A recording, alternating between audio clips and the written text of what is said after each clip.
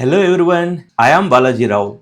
Welcome to BR Maths class. I am very happy to inform you that we started a new batch. Batch name is JEE Mathematics 2026. Course link is there in the description. Till now, what we completed in this batch? In basic mathematics, total 5 chapters in detail I covered. And in last class, we completed complete sets NCERT. We did it in one shot. This video length is around 7 hours 30 minutes is there. This class is all about sets objective, and this is the schedule of the coming classes. This course is completely free on YouTube. In this video, for every topic, for every question, timestamps are given. In case if you want to check, just tap the screen, you will find all the timestamps. I strongly recommend you to watch these videos in the speed of 1.5 to get good experience. This course is completely free on YouTube. However, if you want to support your teacher and if you want this handwritten notes and practice materials related to this chapter, you can purchase this course for a nominal price. This course link is given in the description. Now, I'll discuss what are the things we did in this chapter and how to learn this sets chapter. First point, is this sets chapter is important? Yes, it is important. We use this set concept frequently in relations and functions, in calculus, wherever needed, we use this sets chapter.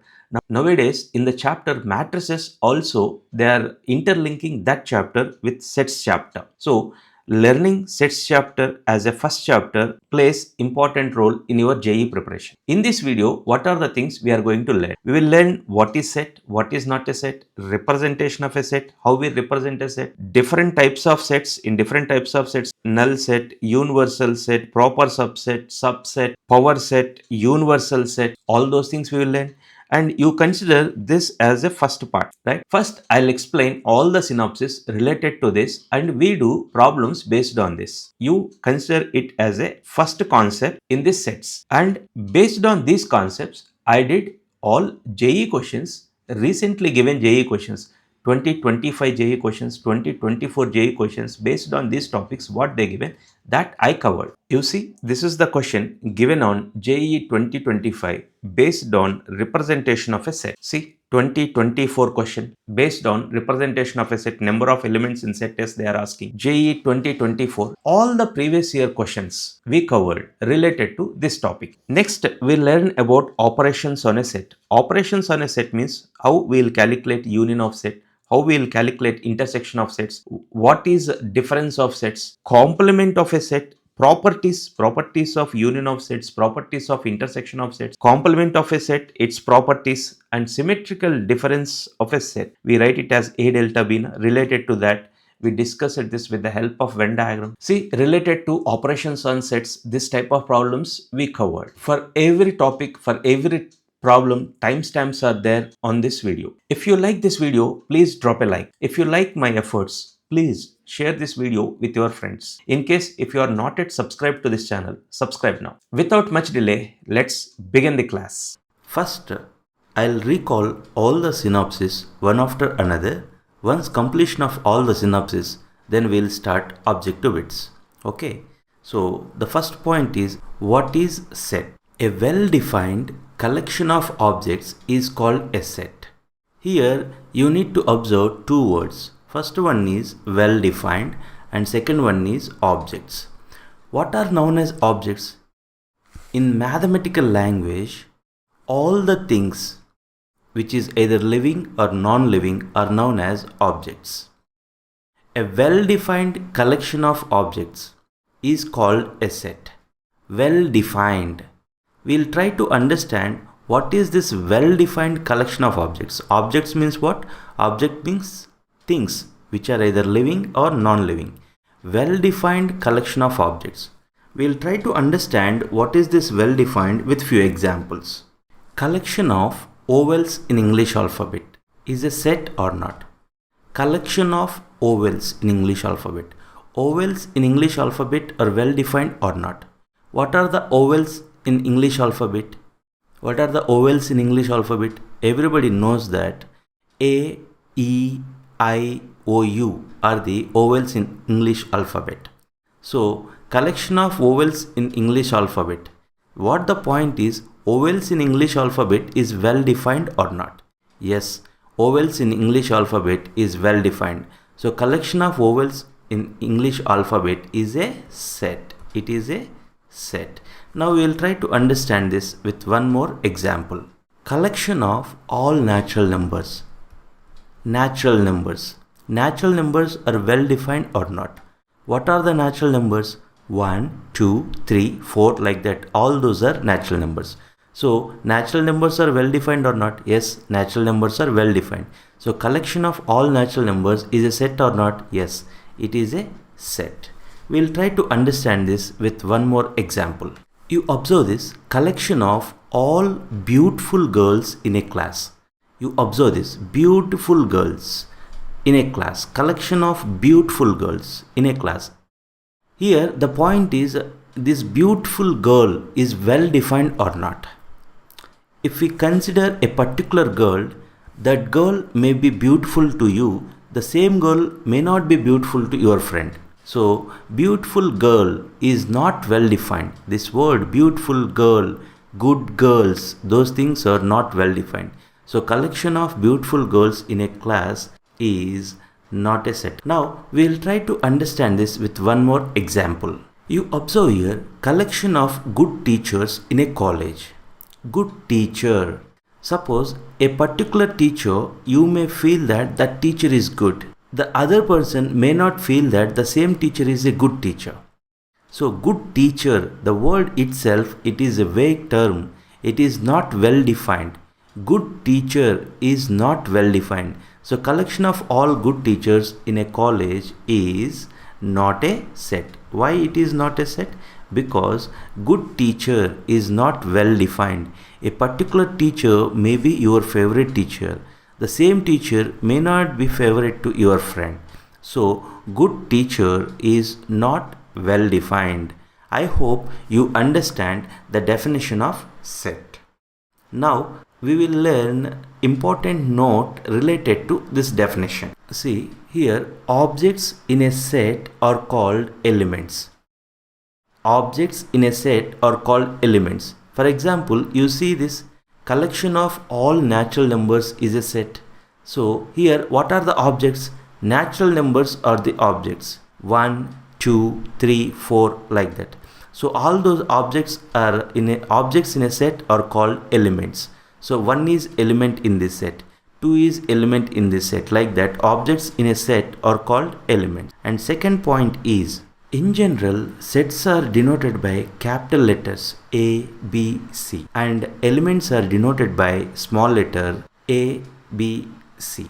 Now the second synopsis is representation of a set. How we represent a set. First method is roster method. Roster method is also known as tabular method. Second method is set builder method, which is also known as rule method.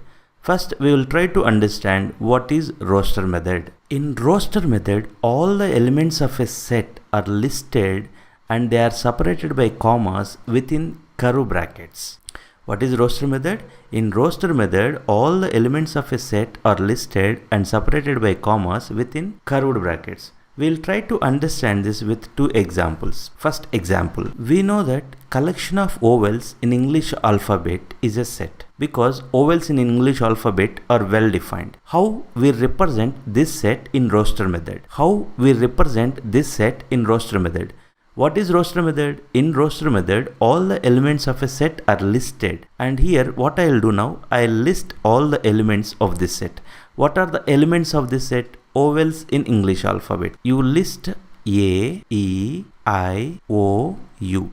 All the elements of a set are listed and separated by commas. Okay, you separate them commas within brackets. So you observe here, all the elements of this set are listed and separated by commas within the brackets. So this is known as roster method, roster representation of a set. We know that generally sets are represented by capital letters. So I can write this set like this.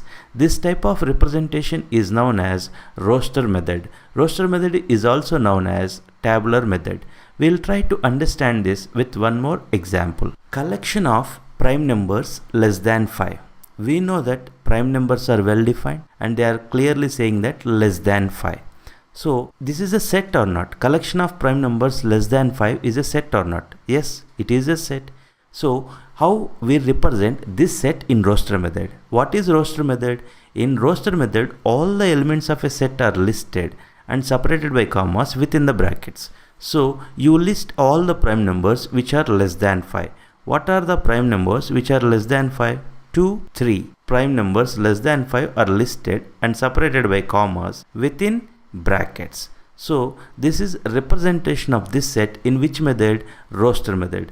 Generally sets are denoted by capital letters, so this set I can represent like this. So this type of representation of a set is known as roster method, which is also known as tabular method. Now we will try to understand what is set builder method. Set builder method. In this method, all the elements of a set are represented by with its single common property. All the elements of a set are represented by with its single common property. We will try to understand how we represent a set in set builder method by using an example. I'll consider the same example what is there here. You observe collection of vowels in English alphabet. Here this type of representation is known as roster method. Now how we represent same set in set builder method? See, I'll take this set as A. How we represent? We represent like that. X says that what is the common property? X is a vowel in English alphabet. You observe here all the elements of this set are like X. What is X?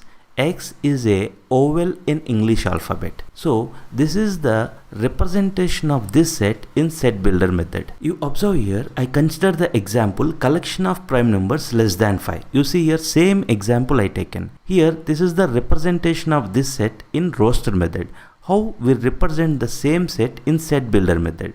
We represent all the elements with its common property. It is an element like X. What is X? X is a prime number. X is prime number. And what you will say about X? X is less than 5. What happened? Here all the elements of this set is represented with its common property. So in this way we represent a set in both the methods. I hope you understand what is roster method and what is set builder method. Till now we learned about definition of a set and how we represent a set. Now we will learn types of sets.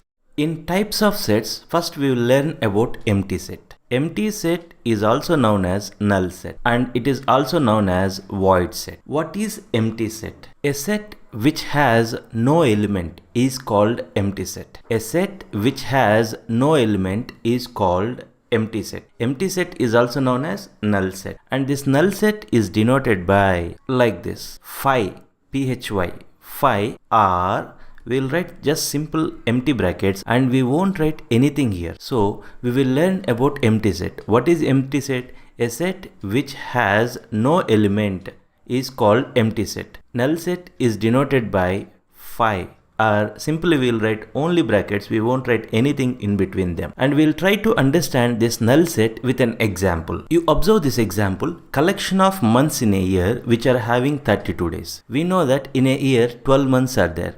You please tell the months which are having 32 days. You please tell the month which are having 32 days. We know that we don't have any month which is having 32 days. So collection of months in a year which are having 32 days is a null set because we won't find any element in this set. Now fourth synopsis in this sets, that is singleton set. What is singleton set? A set having only one element. A set which is having only one element is called singleton set. For example, you see this is the set having only one element. We say that this set is a singleton set because it is having only one element. Now fifth synopsis in this sets is finite set. What is finite set? A set which consists finite number of elements is called finite. A set which consists finite number of elements is called finite set. We'll try to understand this with an example. You consider a set A like this. 1, 2, 3, 4. How many elements present in this set? Finite number of elements or infinite number of elements? Finite number of elements are present. So this set is known as finite set. And we'll take one more example. Collection of all vowels in English alphabet. What you will say about this set? This set is a finite set or infinite set? We say that this set is finite set because it is having finite number of elements. How many elements are present in set B? 5 elements are present. So what is finite set? A set which consists finite number of elements is called finite set. Important note related to finite set. Empty set is treated as finite set. So you need to remember this. Empty set is finite set or infinite set. If someone asks, we need to say that it is a finite set because it consists no element, right? So empty set is treated as finite set. Infinite set. What is infinite set? A set which consists infinite number of elements is called infinite set. A set which consists infinite number of elements is called infinite set. We can understand easily this with an example. I'll consider collection of all natural numbers. 1, 2, 3, 4 like that, all the natural numbers. How many elements present in set A? Infinite number of elements present in set A. That's why this set is known as infinite set. Similarly, if I consider collection of all prime numbers, 2, 3, 5, 7 like this. Collection of all prime numbers is a finite set or infinite set? You observe here how many number of elements are present in set B. Finite number of elements or infinite number of elements? Infinite number of elements present in set B. So these are the examples for infinite set. This is the 7th synopsis. Here we will learn what is subset. We will learn the definition of subset, few examples to understand subset, and 5 important points related to subset. First, we will try to understand what is the definition of a subset. Let A comma B are any two sets. You consider two sets A and B. If all the elements present in set A, that means every element present in set A are present in set B. All the elements present in set A are present in set B. Then A is called subset of, which is denoted by A is subset of B. We'll try to understand this with example. You observe here, I consider a set A is equal to 1, 2, 3. Now, I'll try to write all the subsets of A. I'll consider a set like this. You observe all the elements present in this set are present in A. Yes, this set contains one element, that is 1. That element is there in this set? Yes. So this A1 is subset of A. Similarly, you observe this set A2. All the elements present in this set are present in A? Yes. So this is subset of A. All the elements present in A3 are present in A? Yes. So this is subset of A. I'll write few more subsets of A. You observe the set A4. This set contains two elements, 1, 2. All the elements present in this set are present in A? Yes. So A4 is a subset of A? Yes. A4 is subset of A. Here, few important points you need to observe. Empty set is treated as subset of every set. You observe here this set, this is the empty set. Is empty set is subset of A? Yes. We say that empty set is subset of every set. You need to remember this point. Empty set is subset of every set. Now, I'll write one more, that is a 8th set. You observe this set, it is a subset of A? Yes, of course, all the elements present in set A8 is present in set A. So, every set is subset to itself. You observe here, whatever the sets I written here, all are subsets of A. Now we will learn important note related to subset. First point, you see, whenever A is subset of B, then B is called superset of A. You observe this A1 is subset of A? Yes, the set A1 is subset of A. Here we say that A is superset of the set A1. I hope you understand. If set A has m elements, then number of subsets of A. How many subsets we will get for set A? We will get 2 power m subsets for set A. You observe here how many elements present in this set? 3 elements present. How many subsets we will get? 2 power m. Here m is 3. 2 cube is what? 2 cube is 8. So here how many subsets we got for set A? We got 8 subsets for set A. So what is the second point related to subset? If set A has m elements, then number of subsets of A equal to 2 power m. This is the important point you need to remember. And it is important point. Empty set is subset of every set. Please keep this point in your mind. Empty set is subset of every set. Next point. Every set is subset to itself. Every set is subset to itself. These 2 points you need to remember. Empty set is subset of every set and every set is subset to itself. Last note related to subset. If A is subset of B and B is subset of C, then which is written as, we can write it as A is subset of B. All the elements present in A are present in B, all the elements present in B are present in C, then directly we can write A is subset of C. This can be understood very easily. Eighth synopsis is proper subset. What is proper subset? If A is subset of B and A is not equal to B, then A is called proper subset of, which is denoted like this. You observe here, I am not writing like this. Generally subset means we will denote like this, but I am strictly subset. A is just the subset of B, but A is not equal to B. Then A is called proper subset of B. We will try to understand this with an example. You observe the set S. The set S is 1, 2. Now, how many subsets we can write for set S? This we learn in subset. How many subsets we can write for set S? As set S is having 2 elements, number of subsets of set S is 2 square. So here I written all the subsets of set S. You observe, is A1 is subset of this set? We know that empty set is subset of every set. Is A1 is proper subset of S or not? Of course, it is a subset of S and A1 is not equal to S. So what we say here, this is a proper subset. Okay. You see this A2. A2 is subset of S or not? Yes. A2 is a subset of S. Is A2 is same as S? No. So it is satisfying proper subset condition or not? It is a proper subset. It is a proper subset. Proper subset of what? Proper subset of yes. It is a proper subset of yes. Yes, it is a proper subset of yes. And you see similarly, this is also proper subset of yes. And what about this A4? You observe this set. Is A4 is subset of S? We know that every set is subset to itself. So here A4 is subset of S because all the elements present in A4 are present in S. Is A4 is same as S? Yes, A4 is same as S. But actually, what is the definition of proper subset?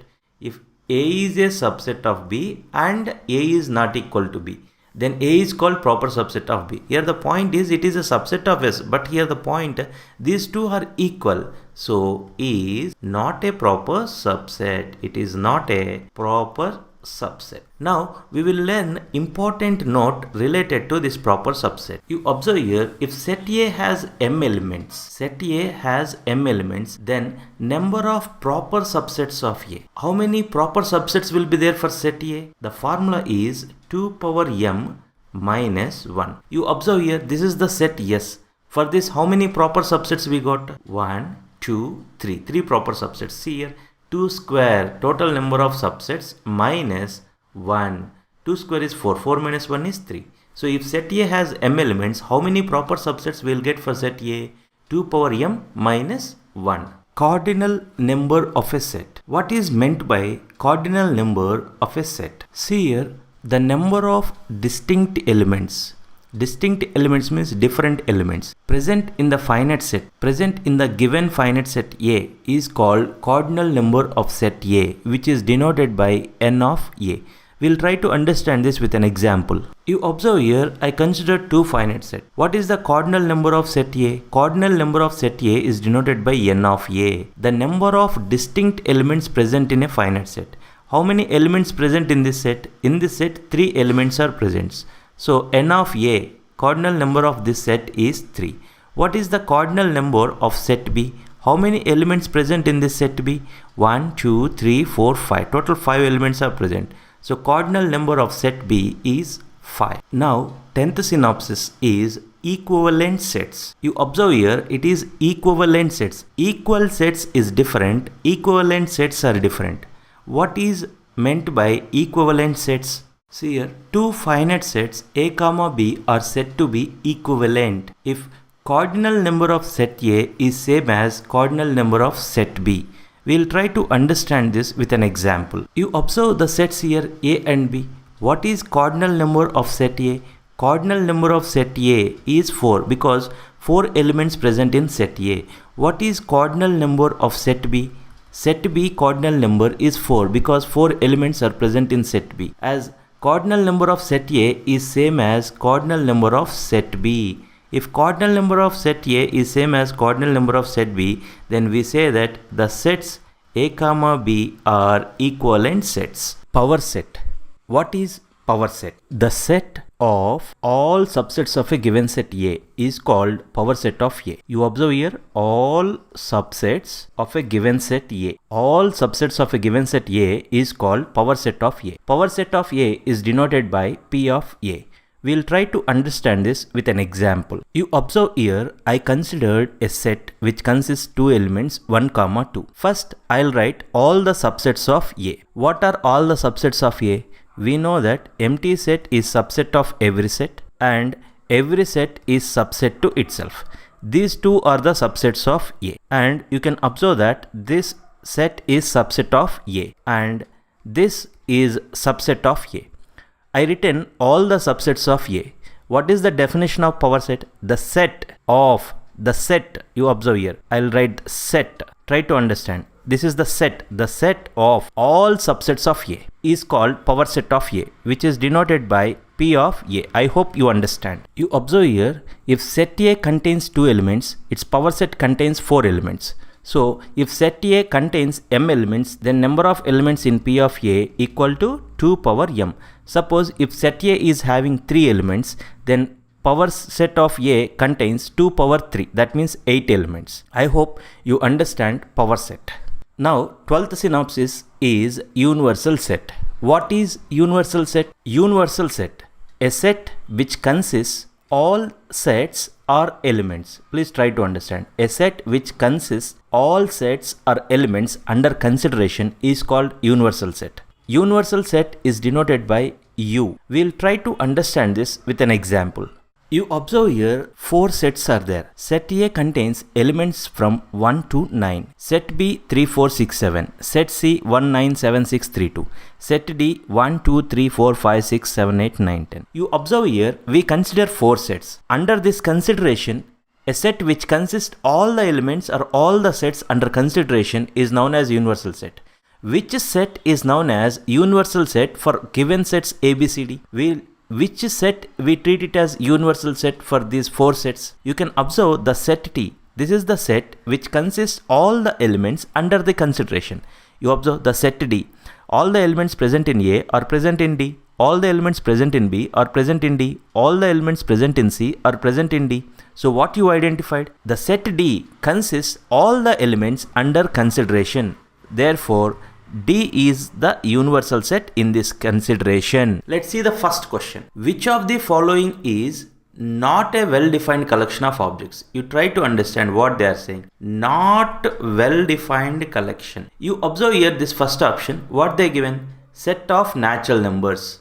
Natural numbers are well-defined or not? Yes, natural numbers are well-defined. What are natural numbers? Everybody will say natural numbers means 1, 2, 3, 4, 5, 6 only. No one will say -1, -2, -3. We know that what are natural numbers.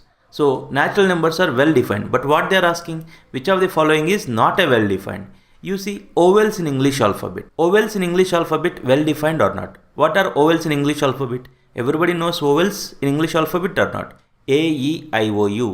So vowels in English alphabet also well defined, but what they are asking, not a well defined collection of objects. Good maths teacher, collection of good maths teachers. A particular student can say that a maths teacher is good. The same teacher may not be good to your friend. So good maths teacher is not well defined.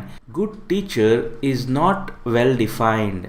Why good teacher is not well defined? From person to person, the opinion may change. A particular person may feel that a teacher is good, the other person may not feel that same teacher is good. So good teacher is not well defined. So which of the following is not well defined collection of objects? Collection of good maths teachers is not a well defined collection. See the second one, collection of beautiful girls is a null set, finite set, infinite set, not a set. These are the options given. Beautiful girl. First thing, beautiful girl is well defined or not? You take a girl, a particular girl may be beautiful to you. The same girl may not be beautiful to your friend. It is not a set. Why it is not a set? Because beautiful girl is not well defined. See this third question. Collection of intelligent students in a class. Intelligent student. In what way you decide a student is intelligent student? A student who scores well, that student is intelligent student. A student who won't get good marks but he answers very quickly in class, that person is intelligent. Intelligent student is well defined or not well defined? Collection of intelligent students in a class. Intelligent student. In what sense you will decide a student is intelligent? A particular student may be good in maths subject. The same student may not be good in other subject. So intelligent student varies from teacher to teacher, person to person. So here what I am trying to say, collection of intelligent students is not a well-defined collection. Fourth question. Which of the following is empty set? You observe this first set. This is empty set. Actually, we know that empty set is denoted by phi and it will be like this. There is no element in between the brackets. But here one element is present. Is it a empty set? No, it is not a empty set. You observe this one. This is the empty set. Empty set means there is no element in between the brackets. But here one element is present. Now you see this third option. X says that x is a natural number and less than 1. You please tell a natural number which is less than 1. We know that natural number means natural number starts from 1, 2, 3, 4 like that. Okay. You see there is no natural number less than 1. So if you observe this third set, what is the third set? There is no natural number less than 1. That means if we write the roster form of this set, this is in set builder form. If I write the roster form of this set, we won't get any element in this set. It tells that this is the empty set. You observe the fourth option, set of all even prime numbers. Even prime numbers, what are even prime numbers? 2 is the only even prime number. So here the fourth option, it is a singleton set. But what they are asking, which of the following is empty set? So what is the right option? Third option. You see the fifth question, which of the following is empty set? You observe the first set. It contains x such that x is a real number and x square minus 1 equal to 0. If I solve this first option, x square minus 1 equal to 0, then x square equal to 1. If x square equal to 1, there is a chance that x is either plus 1 or minus 1. If I take x is plus 1, x square is 1 only. If I take x is minus 1, x square is 1 only. What about the first option? First option you will get like this, minus 1 plus 1. But what the question, which of the following is empty set? As per the first option contains 2 elements. This is not a empty set, it contains 2 elements. You take the second option. What is the second option? X is a real number and x square plus 1 equal to 0. So I'll solve this equation, x square plus 1 equal to 0. What is x square? X square is minus 1. What is x? X is plus or minus root over minus 1. We know that x is plus or minus root over minus 1 is nothing but I. So you got 2 values for this set. One is minus I, another one is plus I. But the point is these two are complex number. In the second option they are saying that x is a real number. X is a real number and x square plus 1 equal to 0. But here we got x as a complex number. There is no real number here. Please try to understand. So as x is a real number and x square plus 1 equal to 0. In case if they are not specified x is a real number, then we will write this. This is not an empty set. As they are specifying that x is a real number and it is satisfying this equation. There is no real number satisfying this equation. That means is as per the second option, as they specified clearly x is a real number, there is no real number satisfying this equation. So second set is the empty set. So which option is the right option? Second option is the right option. You see this third option, we will check that also. X square minus 9 equal to 0 they given, and x is equal to what? X equal to plus or minus 3. So 3 is a real number, minus 3 is a real number. So this set is not empty set. It contains 2 elements. Okay, so now sixth question. Which of the following is not empty? Try to understand here. They are specifying which of the following is not empty. We need to identify which one is not empty. Come to the first option. X is a natural number and x lies in between 1 and 2. What are the natural numbers in between 1 and 2? We know that natural numbers are 1, 2, 3, 4 like that. What natural numbers are there in between 1 and 2? There is no natural number in between 1 and 2. As per the first option, set A is empty set. But what they are asking, which of the following is not empty set? Okay, go to the second option. See here what they are saying, x square minus 2 equal to 0 and x is rational. X is rational. Rational number means the numbers in the form of p by q. Okay, what are irrational numbers? Irrational numbers means root 2, root 3, 2 plus root 3, 2 minus root 3, minus root 3, such type of things are irrational numbers. Okay, here the equation is x square minus 2 equal to 0. From this, what is x square? X square is 2. What is x from this? X can be taken as plus or minus root 2. When we square this, we will get 2 only. So here, the point is x is root 2. Root 2 is rational or irrational? Root 2 is irrational number. Minus root 2. Minus root 2 is also irrational number. What they are specifying in this option? They are saying that x is rational and it is satisfying this condition x square minus 2 equal to 0. So, what you will say about set B? It is having solution, but that solution is not rational. That solution is irrational. You observe here. So what is set B? Set B is an empty set. Now you observe the third option. X such that x is even prime number greater than. What are the prime numbers greater than 2? There is no even prime number which is greater than 2. 2 is the only even prime number. Right? So what you will say about set C? Set C is empty set. What about fourth option?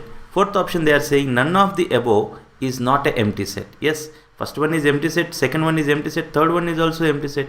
So obviously we will choose the option none of the above. Write the solution set of the equation in roster form. Roster form, what is roster form? All the elements are listed and separated by commas within brackets. You observe these 4 options.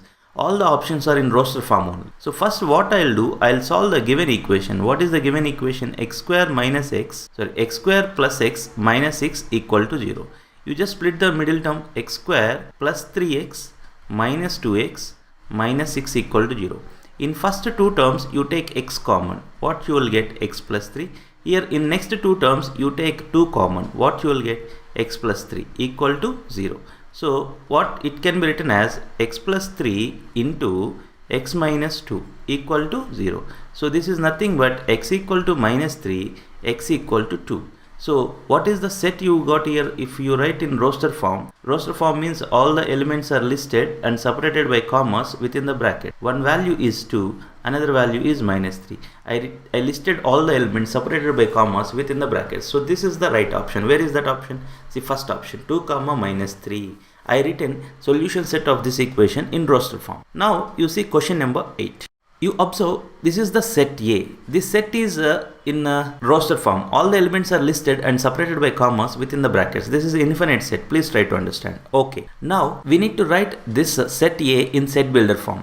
You observe this first option. As per the first option, what you will get as a set? First option. X is a natural number. Natural number starts from 1, 2, 3, 4 like that. Okay. Now x is n square. You take 1 square is 1. Next x is 2 square. Next x is 3 square. Next 4 square. Next 5 square. Like that we will get. So what is this? This is nothing but 1 comma 4 comma 9 comma 16 comma 25 and so on. You can observe that this first set, first option you observe, I written this in roster form, then I am getting set A only. You observe the second option. I'll just explain, but actually we came to know that first option is correct. Second option, you see what they are saying, n is a whole number. What are whole numbers? Whole numbers we know 0, 1, 2, 3, 4 and so on. When we write this in roster form, 0 square, 1 square, 2 square, 3 square, 4 square, like that you will get. You can observe this is not set A. So second option is wrong option. Similarly, third option also you will get the same thing. Integers. Integers means 0, plus or minus 1, plus or minus 2. You will get second option what answer you got. For third option, if you write the set builder form, you will get the same answer. However, we easily identified that first option is the right option. You observe this question, 15th question. If set A has m elements, then number of subsets of A. In synopsis, I did this with an example. If set A has m elements, then number of subsets of A. How many subsets will be there for set A? 2 power m subsets will be there. The number of subsets of A is 2 power m. This is the formula. 16th question you see. If set A has 3 elements, number of subsets of A. As we know, if set A has m elements, number of subsets of A is 2 power m. Here the answer is 2 cube. 2 cube means 2 into 2 into 2. That is what? 8. So if set A has 3 elements, number of subsets of A is 8. If set A has m elements, then number of elements in P of A. Here you need to remember this point.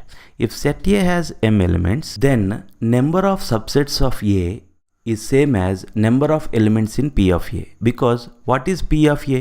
P of A means power set of A, the set of all subsets of A. What I am trying to say, if set A has m elements, number of subsets of A is same as number of elements in P of A. Here number of elements in P of A is they are asking. That means 2 power m elements will be there. So what will be the right option here? Try to understand. If set A has m elements, number of subsets of A is 2 power m. If set A has m elements, then number of elements in power set, that is also 2 power m. You observe this. 18th question. If set A has 4 elements, then number of elements in P of A. What is the formula? As per this synopsis, number of elements in P of A is 2 power 4. 2 power 4 is nothing but 16. What is the right option? Third option is the right option. Okay. The group of beautiful girls, we already discussed in the definition of set regarding beautiful girls, handsome boys. Right? Collection of beautiful girls is a set or not a set?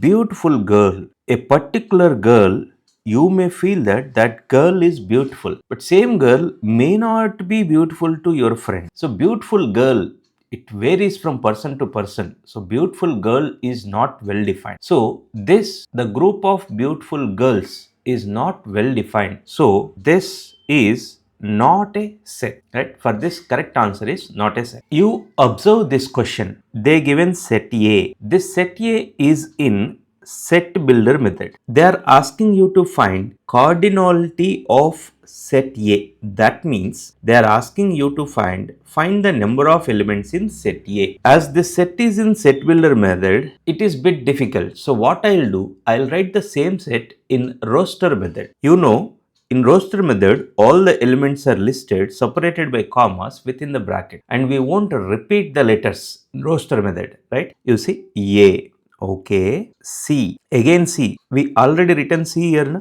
We won't repeat it again. O, U, N, T, A, N already repeated. C is also repeated. Y. This is the set I written in roster method. You observe in this set total 7 elements are there. So number of elements in this set is 7. So cardinal number of this set is 7. I hope you understand this. You see this interesting question. Which of the following is not empty? They are not asking which of the following are empty. They are asking which of the following are not empty set. I strongly recommend you to pause this video, try this problem your own, later you check the solution. That is the right way of doing the problem. Okay, right? All the sets are in a set builder method. All these sets are in set builder method. Okay, you observe this. X is a number in this set. X value lies in between 1 and 2.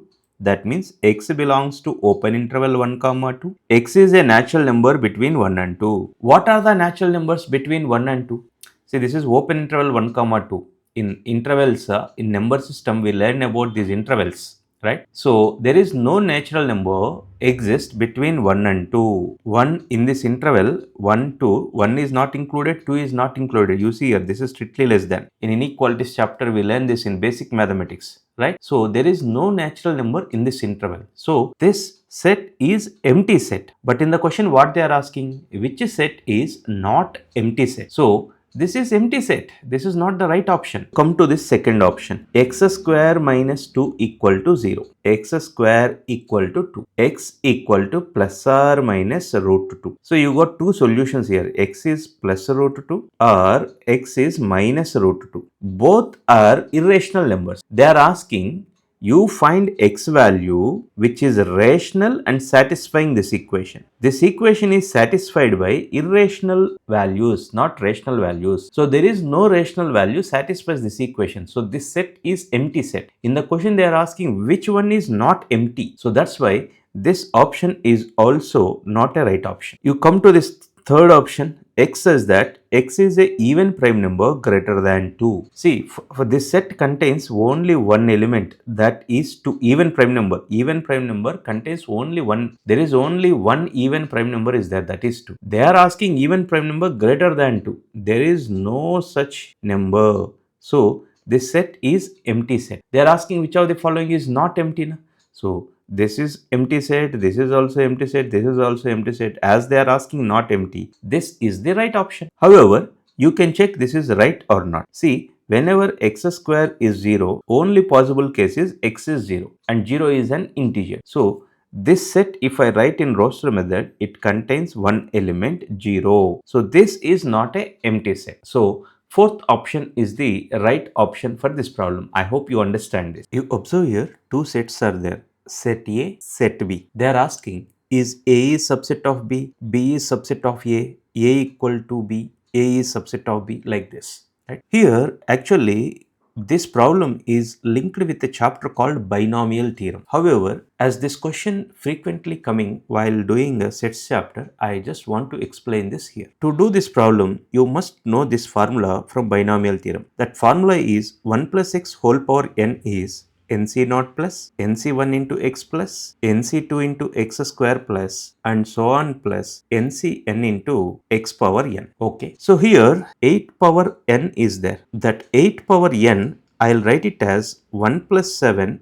whole power n. Okay. Now in place of x, here 7 is there. You just substitute in this. What you will get? You will get like this. NC0 plus NC1 into 7 plus NC2 into 7 square plus and so on plus NCn into 7 power n. Good. In binomial theorem, we have this formula. NC0 value, NCn value, both are equal to 1. And NC1 value, NCn minus 1 value, both are equal to n. So in place of this NC0, I can write 1. In place of NC1, I can write n. Okay. So NC0 value 1.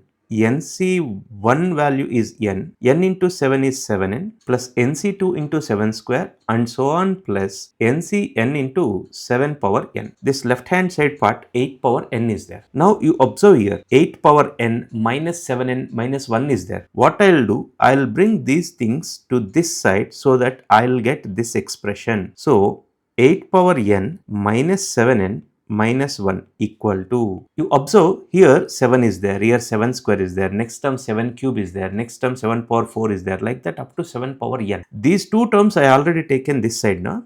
Now you observe from this term onwards, here 7 square is there, in next term 7 cube will be there. So in all these terms, I can take 7 square common. Okay, you take 7 square common. 7 square is nothing but 49. If we take 7 square common, what is remaining here? NC2 plus NC3 into, here NC3 into 7 power 3 is there. Na? As you taken 7 square common, NC3 into 7 plus and so on plus NCn into 7 power n minus 2. You will get like NC are defined for positive natural numbers, positive integers, r equal to 0 is also okay. Here this is a positive value. If I simplify, suppose if I take n equal to 4, if in place of n, if I write 4, this will give you some positive integer, right? Or else we can say it's some natural number, okay?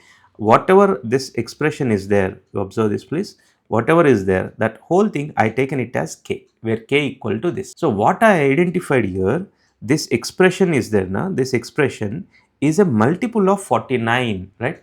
This is positive, it cannot be 0. Okay, so this is what 49 into some integer. You observe here the set B. Here they are saying n is a natural number. If you observe this set B, in place of n you write 1. What you will get? 1 minus 1 is 0.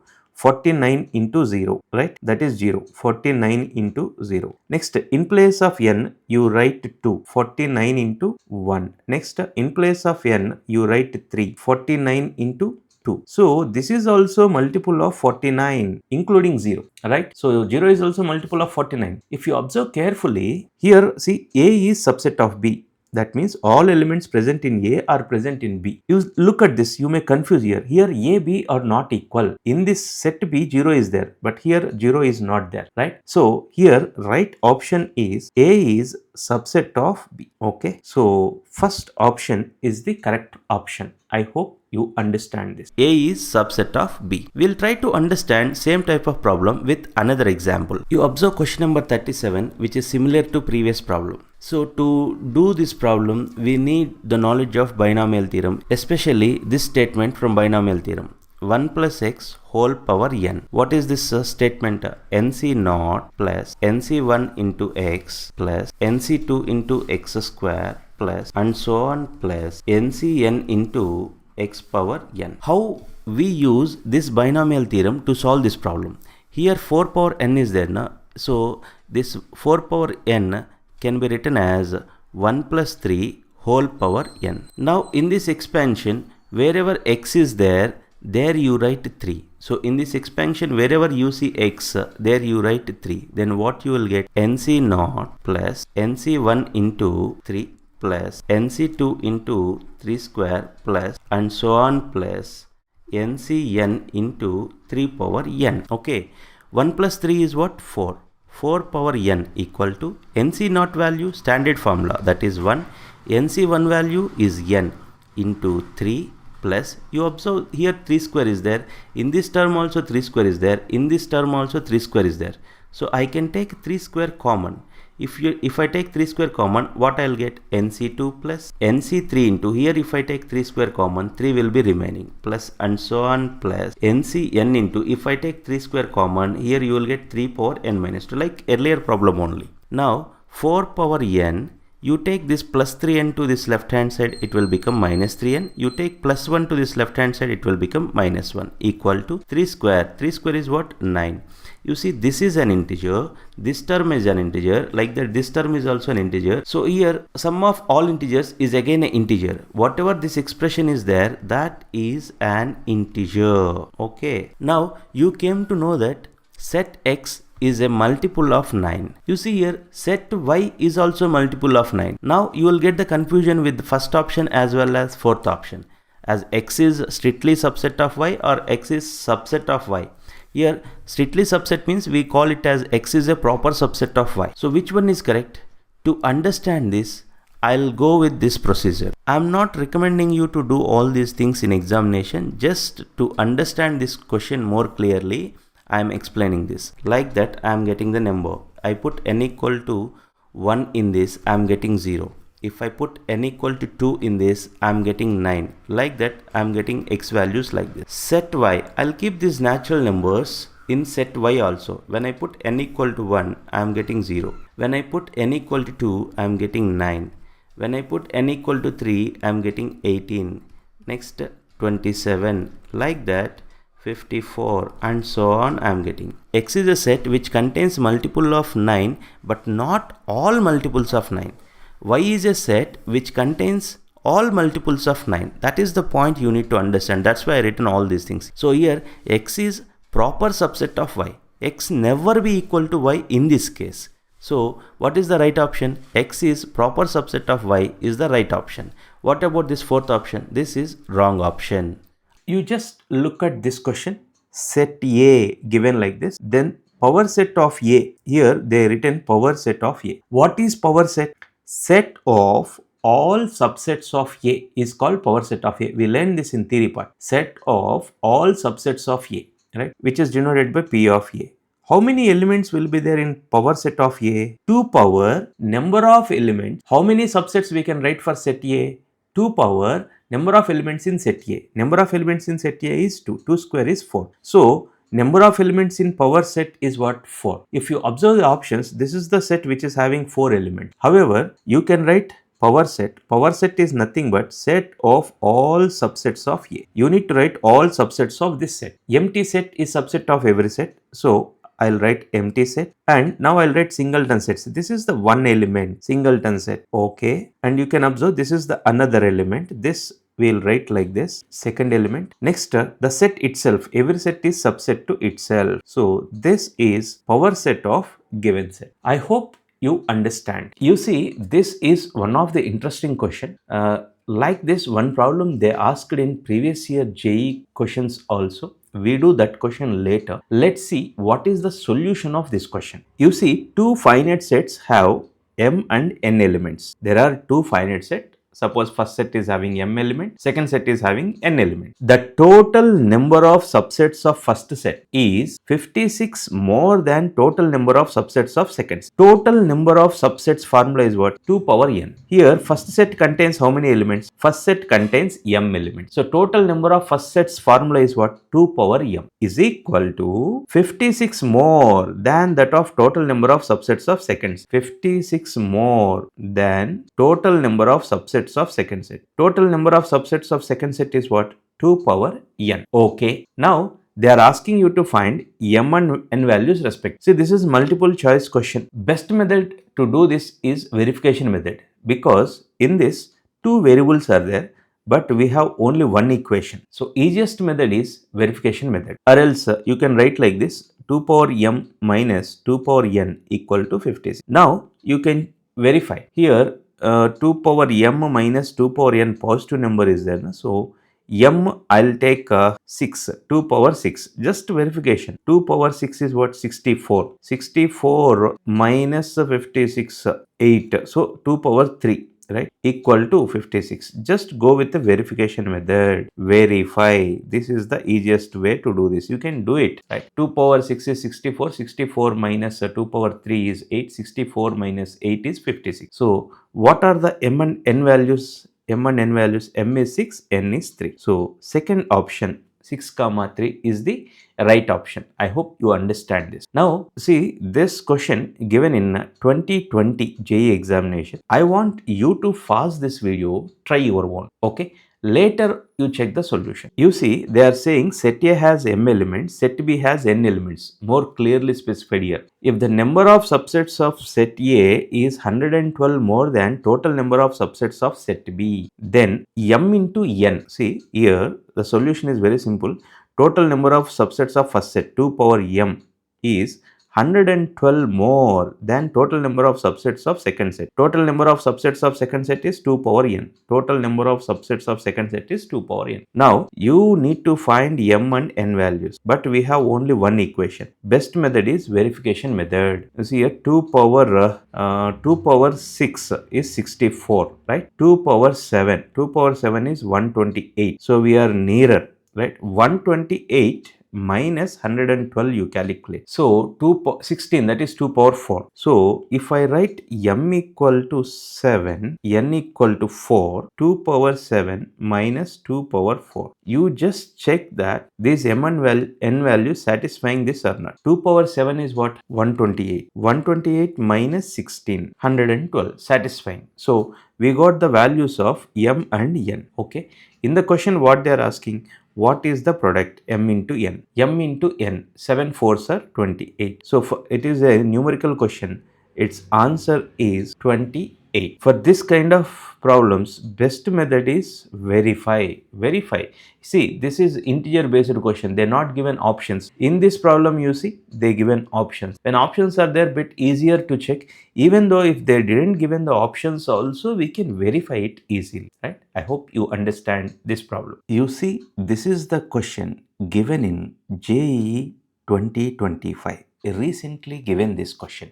This question is lengthy, no shortcut methods, right? What way to do this problem? If you want to do this problem, you must know 3 points. First, we'll understand the question. See, set A, 1, 2, 3 like that up to 10. 10 elements are there in set A. Set B contains elements in the form of m by n, where m and n belongs to set A and m is less than n, and greatest common divisor of m comma n is 1. Greatest common divisor of m comma n is 1. This indicates that m comma n are coprime. M comma n are coprime. Okay. Related to coprime, you need to know 3 points. First point, 1 comma any natural number are always coprime. Suppose GCD of 1 comma 10, greatest common factor of 1 comma 10 is 1 only. Greatest common factor of 1 comma 25 is 1 only. Greatest common factor of 36 comma 1, that is 1 only. I hope you know how to calculate greatest common factor of two numbers, right? That is the first point. 1 comma any natural number. Greatest common factor of 1 comma any natural number is equal to 1 only. Second point, two consecutive natural numbers are always co-prime. Two consecutive natural numbers, suppose 2 comma 3 if I take, they are always co-prime. That means greatest common factor of 2 comma 3 is 1 only. See, I'll explain here how to calculate greatest common factor of two numbers. Bigger number you divide with smaller number, right? You see, reminder, you are getting 1 na? Now this 2 you divide with 1. Once you get remainder 0 here, once you get remainder 0, what you will get here, observe this please, what you will get here, that is the greatest common factor of 2 comma 3. I don't want to spend much time. You must know how to calculate greatest common factor of two numbers, right? So what is the second point? Great two consecutive natural numbers are always co-prime. That is the second point. Third point, two prime numbers are always co-prime. Suppose 2, 7. If I check greatest common factor of 2 comma 7, you will get 1 only. Suppose you see 7, divide with 2, right? Bigger number divide with smaller number. Remainder is 1. Now this 2 you divide with 1. Right? Once you get remainder 0, what number is there here? That is the greatest common factor. So, two prime numbers are always co-prime. These 3 points you need to know to do this problem. I hope you understand, right? So, numbers of the form m by n, m less than n, and greatest common factor of m comma n is 1. Such type of m comma n you need to find. Here, to keep the things are simpler, instead of writing m by n, I'll write order pair form, right? And make sure m is less than n. Suppose if I written 1 comma 2, you suppose that it is nothing but an element 1 by 2. Okay. So we'll start with 1. As they are saying m is less than n, I'll write first 1 comma 2. You observe 1 comma any natural number, if you take, they are always co-prime. That means greatest common factor of these two numbers is 1 only. And 1 is less than 2. Make sure you write all these order pairs in such a way that m is less than n. 1 comma 2, 1 comma 3, 1 comma 4, 1 comma 5, 1 comma 6, 1 comma 7, 1 comma 8, 1 comma 9, 1 comma 10. 1 comma any natural number, if you take, they are co-prime. Greatest common factor of those two numbers is 1 only. Okay. And I written all these things in such a way that by considering m is less than n.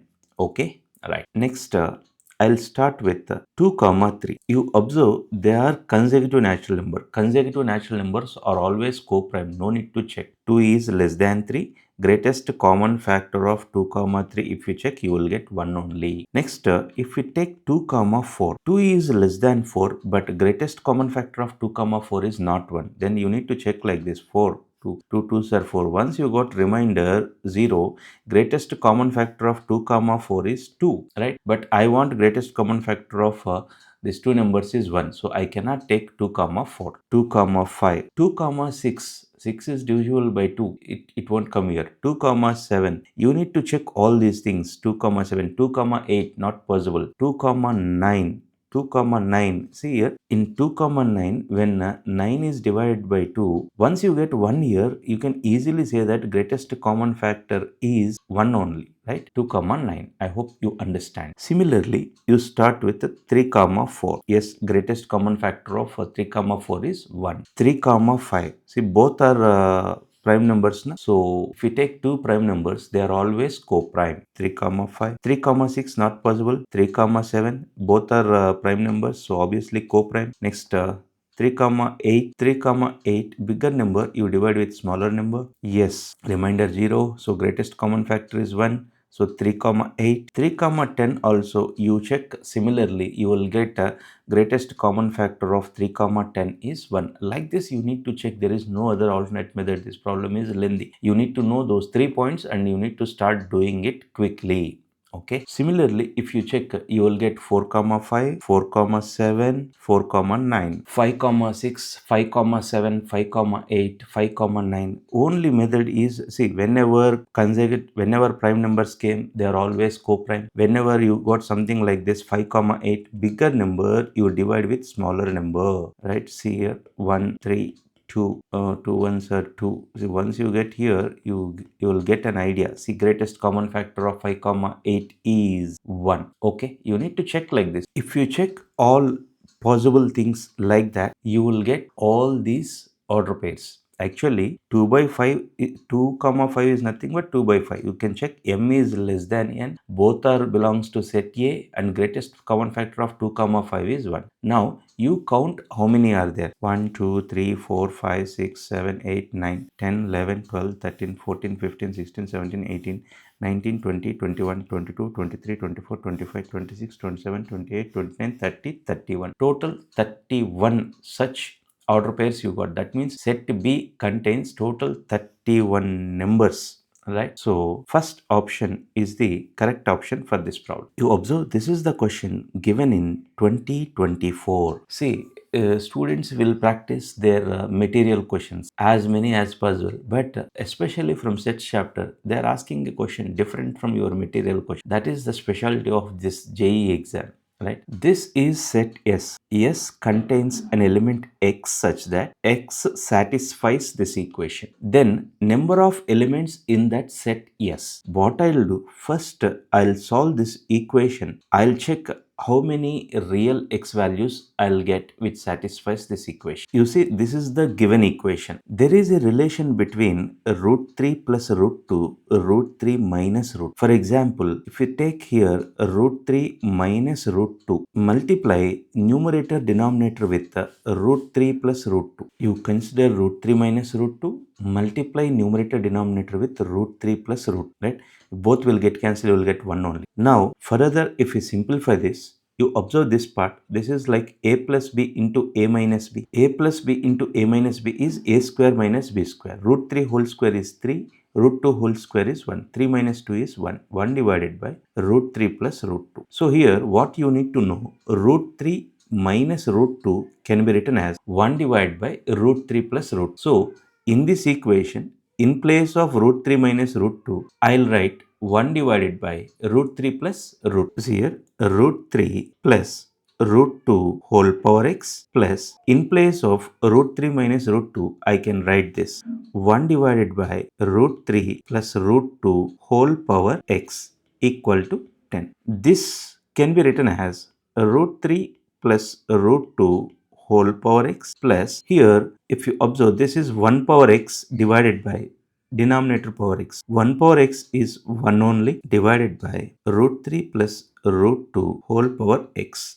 equal to 10. Now what I'll do, I'll take root 3 plus root 2 whole power x as t. You take root 3 plus root 2 whole power x as t. Then this will convert into t plus 1 by t equal to 10. Simplify this, what you will get, t square minus 10t plus 1 equal to 0. You split the middle term by using the formula minus b plus or minus root over b square minus 4ac divided by 2a. You will get t equal to minus b plus or minus root over b square minus 4ac divided by 2a. If you simplify this, you will get 10 plus or minus root 96 divided by 2. You observe this 96 can be written as 16 into 6. Apply square root to this. What this will become? This will become 4 root 6. So this is 10 plus or minus 4 root 6 divided by 2. Further, if you simplify, this will become 5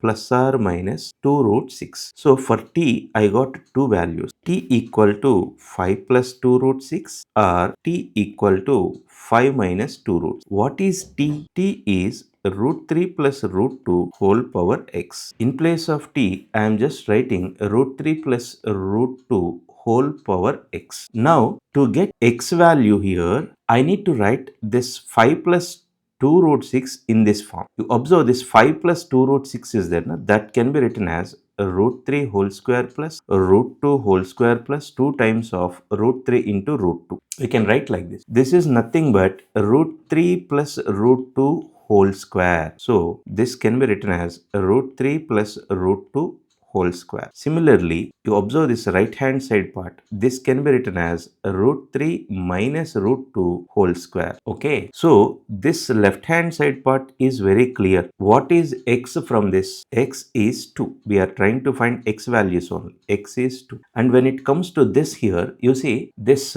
root 3 minus root 2 is there. Na? This root 3 minus root 2, we can write it as 1 divided by root 3 plus root 2. Root 3 minus root 2 can be written as 1 divided divided by root 3 plus root 2. This can be written as root 3 plus root 2 whole power minus 1, right? This can be written as, that means this can be written like this. Okay, so here root 3 plus root 2 whole power x, root 3 minus root 2 can be written as root 3 plus root 2 whole power minus 1 whole square, that is whole power minus. It can be understood that now x value is minus. Therefore, you got two x values. X is 2 or x can be minus 2. Both satisfies given equation. So, the set S contains, two elements, 2 minus 2. In the question they are asking number of elements in set S. Number of elements in set S equal to 2. I hope you understand this solution. You see, this is the question given in JEE 2024. Simple question, but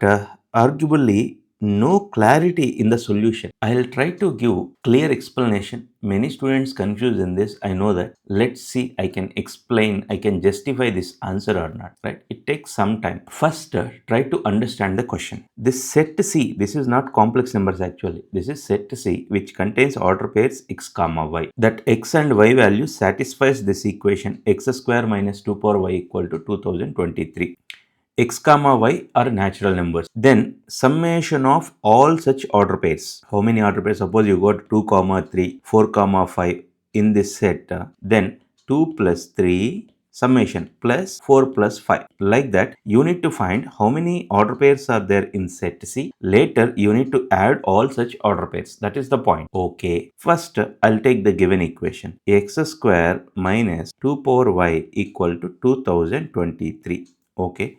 I'll take this minus 2 power y to the right hand side part. From this we can write x square equal to 2023 plus 2 power y. As they are saying x and y are natural numbers, randomly I'll check by putting y equal to 1. If you put y equal to 1, from this what you will get, x square equal to 2025. So here if you observe this 2025, this is 45 square. We learned this in number system, we learned square of a number ending with 5. How to write here? 5 is there, na? 5 square is 25. After 5 immediately next number is 5, na? 4 into 5. 4 into 5 is 20. So 45 square is 2025. So here this can be written as 45 whole square. If x square is 45 whole square, this can be written as minus 45 whole square also. But they are saying x is a natural number, na? So we won't consider negative number. So you will get x equal to 45. So one order pair x comma y, you got 45 comma 1. This is the order pair satisfying this equation. X is a natural number, y is a natural number. Fortunately, this is the only order pair satisfies this equation, right? Here the point is how we will come to know that this is the only order pair satisfying this equation. Yes. Now, I'll justify the reason that why this is the only order pair satisfies this equation where x and y belongs to natural number. Now, you consider this part. I just considered this equation. Now, what I'll do, I'll subtract 1 on both sides. X square minus 1 equal to, when I subtract 1 this side, see 2023 minus 1 is 2022 plus 2 power y. Now here I'll take 2 common. Take 2 common. What you will get? 2 into 1011 plus 2 power y minus 1. Listen carefully. Few things cannot be understood very easily. So you please listen carefully. Here this x square minus 1 is there, na? That x square minus 1 can be written as x plus 1 into x minus 1. You observe right hand side part. 2 into something is there here. As y is a natural number, this is also some natural number. 2 into some natural number. What I am trying to say, this whole thing is even. That is clear or not clear? Multiple of 2 na, and this is a positive number na, for any natural number y. This is clearly even. Okay. If this is even, this product also must be even. Correct? Yes. What is x? X is a natural number. You observe here, product of two odd numbers if you take, what you will get? Odd number into odd number. 3 into 5. What you will get? 15. Okay. Even number into even. The even number into even. 2 into 6. Even. So, here for any natural number x, both the numbers either even or odd. You won't get one number is even, one number is odd. Try to understand, please. X is a natural number now. Suppose X is even I'll take. Even number, what you will take? 4 you take. X is even. Substitute in this. 4 plus 1, 5. 4 minus 1, 3. Both odd numbers you are getting. X plus 1, X minus 1, both are odd numbers when X is even natural number. Suppose if you take X is odd natural number, you take an X is 3. Put X is 3 in this. 3 plus 1, 4 into 3 minus 1, 2.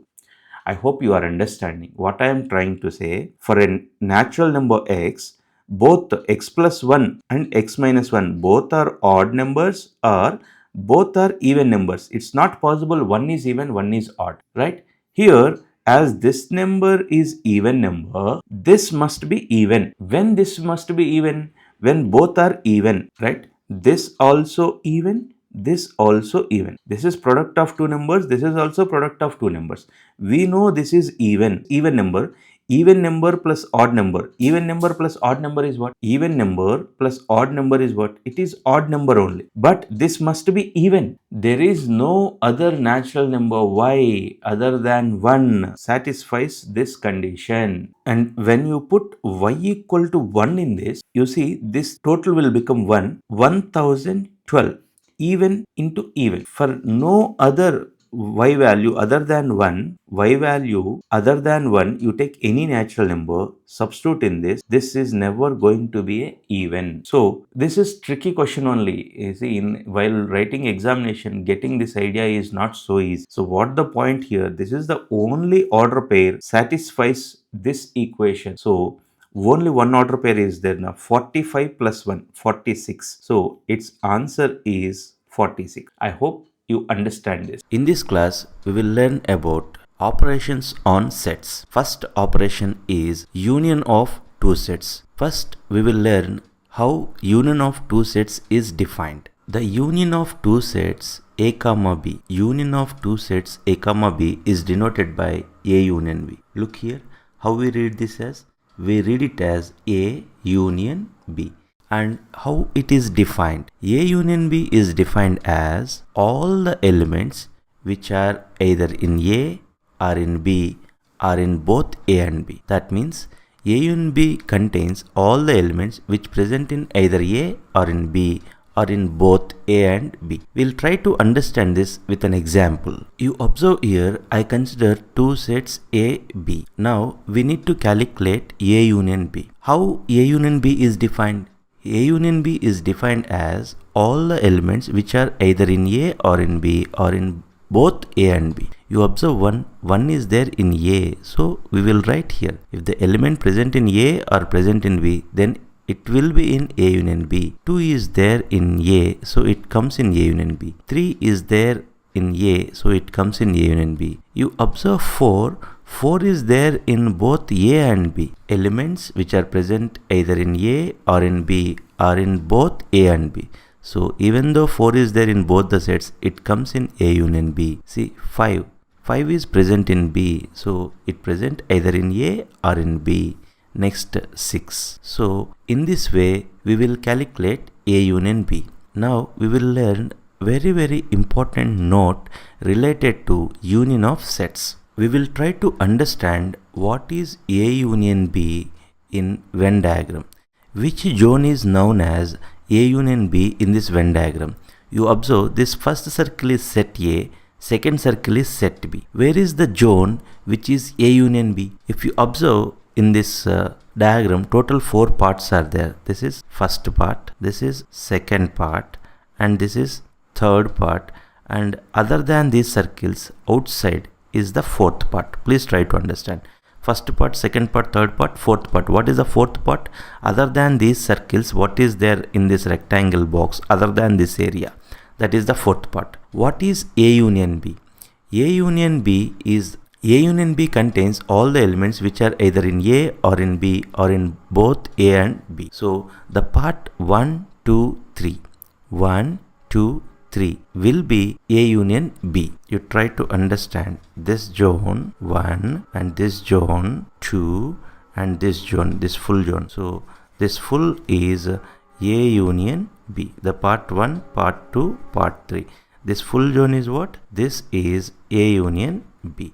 So the shaded part is the region of A union B. Now second important point related to union of sets. How we represent union of sets in set builder form. How we represent union of two sets in set builder form. X is the element present in A union B such that we write it as X belongs to A or X belongs to B. A union B in set builder form we can write like this: X belongs to A or X belongs to B. Third point, A union A. When we calculate A union A, what you will get? Can you guess what we will get? A union A.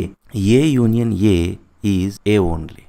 Fourth important point, what you will say about A union B and B union A? Are they equal or they are not equal?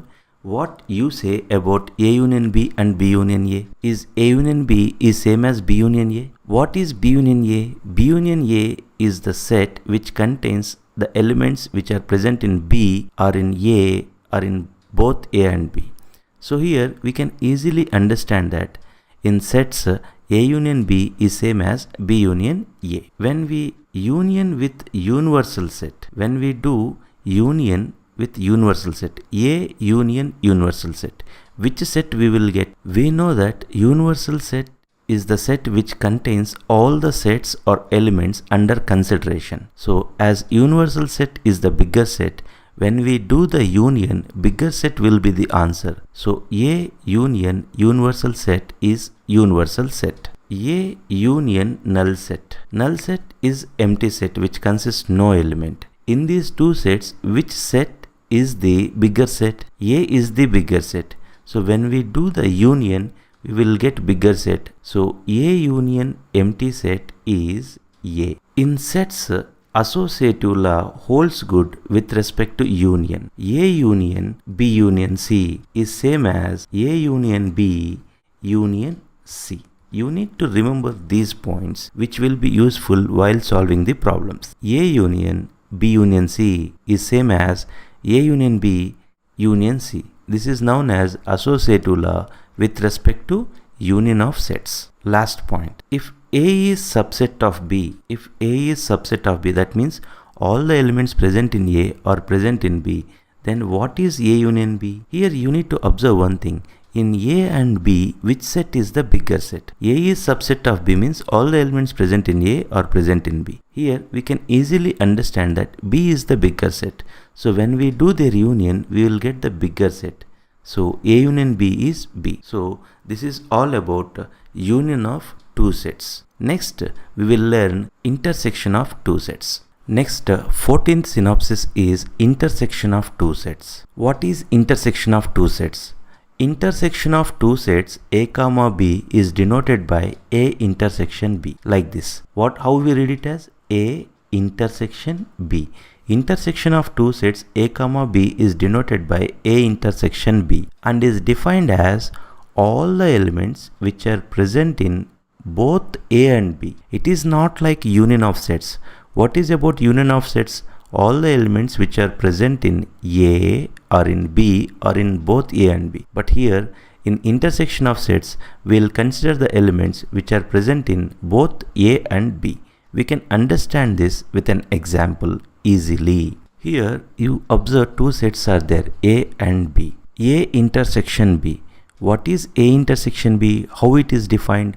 All the elements which are present in both A and B. You observe the elements which is present in both A as well as in B also. One is there in A, one is not in B. 2 is there in A but it is not in B. 3 is there in A but it is not in B. You observe 4 is there in A and 4 is present in B also. So what are the elements which are common in both A and B that comes in A intersection of B?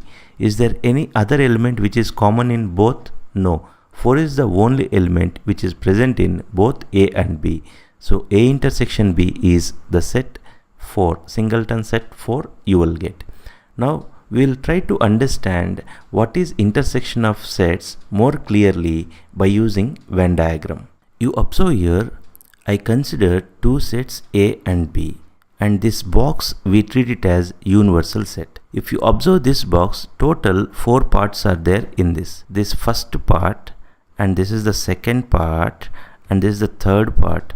Other than these circles, whatever the remaining part is there, that is the fourth part. Now in this diagram, which zone is known as intersection of two sets? What is intersection of two sets? All the elements which are present in both A and B. You identify the elements which are present in both A and B. You see here, this is the zone, this zone present in A and this zone present in B also. Please try to understand. This is the zone which is present in A and which is present in B. That means second part is the intersection of two sets in this Venn diagram. Now second important point, how we write A intersection B in set builder form.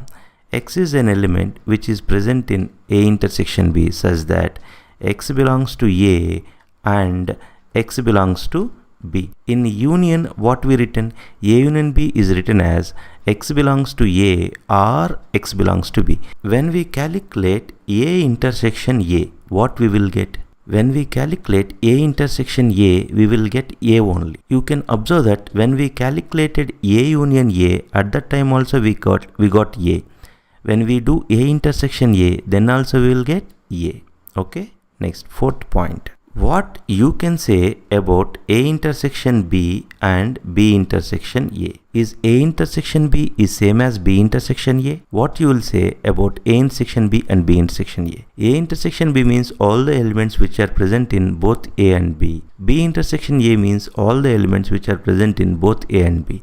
We can easily understand that those two are equal. A intersection B is same as B intersection A. A intersection null set. Here you try to remember this.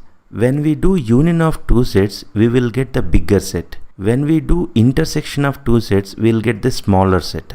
Here A is a set and phi is the empty set. We know that empty set is subset of every set. In these two sets, which set is smaller? So intersection of these two is empty set. A intersection empty set is empty set. A intersection universal set. Universal set is the set which consists all the sets or elements under consideration. In these two sets, which one is the smaller set? Obviously, the set A is the smaller set compared to universal set. When we do the intersection, we will get the smaller set only. Okay, so A intersection universal set is A only. What about associative law with respect to intersection? With respect to intersection, associative law holds good. That is, A intersection B intersection C is same as A intersection B intersection C. Associative law holds good with respect to intersection. We know that associative law holds good with respect to union also. Last point in intersection of sets. A is subset of B. Then what you will say about A intersection B? If A is subset of B, then which set is the smaller set? If A is subset of B, A is the smaller set. When we do the intersection, we will get the smaller set only. You remember, when we do their union, in case if we write about union, A union B, we will get the bigger set. If A is subset of B, B is the bigger set. When we do their union, we will get bigger set. When we do their intersection, we will get the smaller set. This is just a trick to remember these formulas. I hope you understand about intersection of two sets. Now, 15th synopsis is disjoint sets. Two sets A comma B are said to be disjoint if A intersection B is null set. That means if no element is common in both the sets, then we say that those two sets are disjoint. We'll try to understand this with an example. I'll consider a set A like this: 2, 4, 6, 8. And the set B is like this: 1, 3, 5. Are these two sets are disjoint? When we say two sets are disjoint, when we calculate their intersection, if their intersection is null set, then we say that the sets are disjoint. Calculate A intersection B. How we will calculate A intersection B? The elements which are common in both A and B. You identify any common element present in both A and B. There is no element common in both A and B. Here A intersection B is a null set. So what we say, Therefore, the sets A comma B are disjoint. Therefore, the sets A comma B are disjoint. The difference of two sets A comma B is denoted by like this, A minus B, like this, or A by B. What it is? It is a notation of difference of two sets. Generally, we use this notation. Difference of two sets A comma B is denoted by A minus B. And A minus B is defined as all the elements present in A but not in B. What is A minus B? A minus B is defined as all the elements which are present in A but not in B. We will try to understand this with an example. You observe here, I consider two sets A and B. And what is A minus B? A minus B means all the elements which are present in A but not in B. You observe here, this is the element present in A but it is not present in B. Now you come to the second B. B is element present in A. B is in set B? No. So we'll write like this. Now what about C? C is element present in A. It is present in B also. But what is A minus B? All the elements present in A but not in B. Okay. So here D is present in A. D is present in B also. So A and B are the only elements which are present in A but not in B. I hope you understand how we calculate A minus B. Now we will try to understand this more clearly with Venn diagram. Okay. You observe here, I consider the sets A and B. A minus B. I need to identify in this Venn diagram where is the region A minus B. What is A minus B? A minus B means the elements present in A but not in B. You observe this is the zone which elements present in A but not in B. Please try to understand. So you observe here this shaded region. What is this shaded region? This shaded region is A but not B. This shaded region is A but not B. So what is A minus B? All the elements present in A but not in B. Okay. Now second point, how we write A minus B in set builder form. A minus B is a set which contains an element X such that X present in A and X does not belongs to set B. X is in set A but not in B.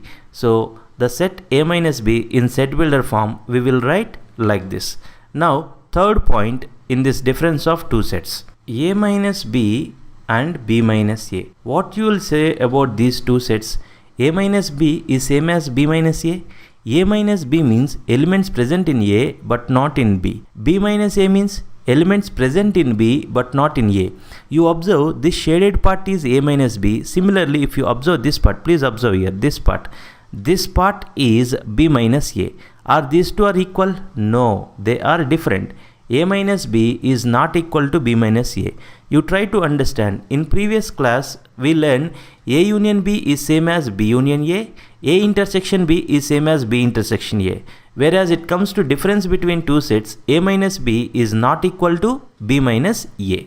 Now fourth point. A minus B intersection B minus A. Where is the zone B minus A? What is this shaded part? This shaded part is B minus A. This shaded part is B minus A. When it comes to their intersection, what are the elements which are common in both A minus B and B minus A? You can observe the sets A minus B and B minus A both are disjoint. There is no element common in both these A minus B and B minus A. So A minus B intersection B minus A is null set. Now fifth point. You can observe here A minus B and A. If we consider A minus B, this is A minus B. Is A minus B is subset of A? All the elements present in A minus B are present in A. We can easily understand this. You observe this is set A. This is A minus B. All the elements present in A minus B are present in A or not? Yes. So A minus B is subset of A. Similarly, what you say about B minus A? What you will say about B minus A and set B? B minus A, all the elements present in B minus A are present in B? Yes, of course. So B minus A is subset of B. Now sixth point in this difference of sets. What is A minus null set? A minus null set means all the elements present in A but not in null set. all the elements present in A minus null set is A. It can be understood very easily. Seventh point, A minus A. What is A minus A? All the elements present in A but not in A. Is it possible?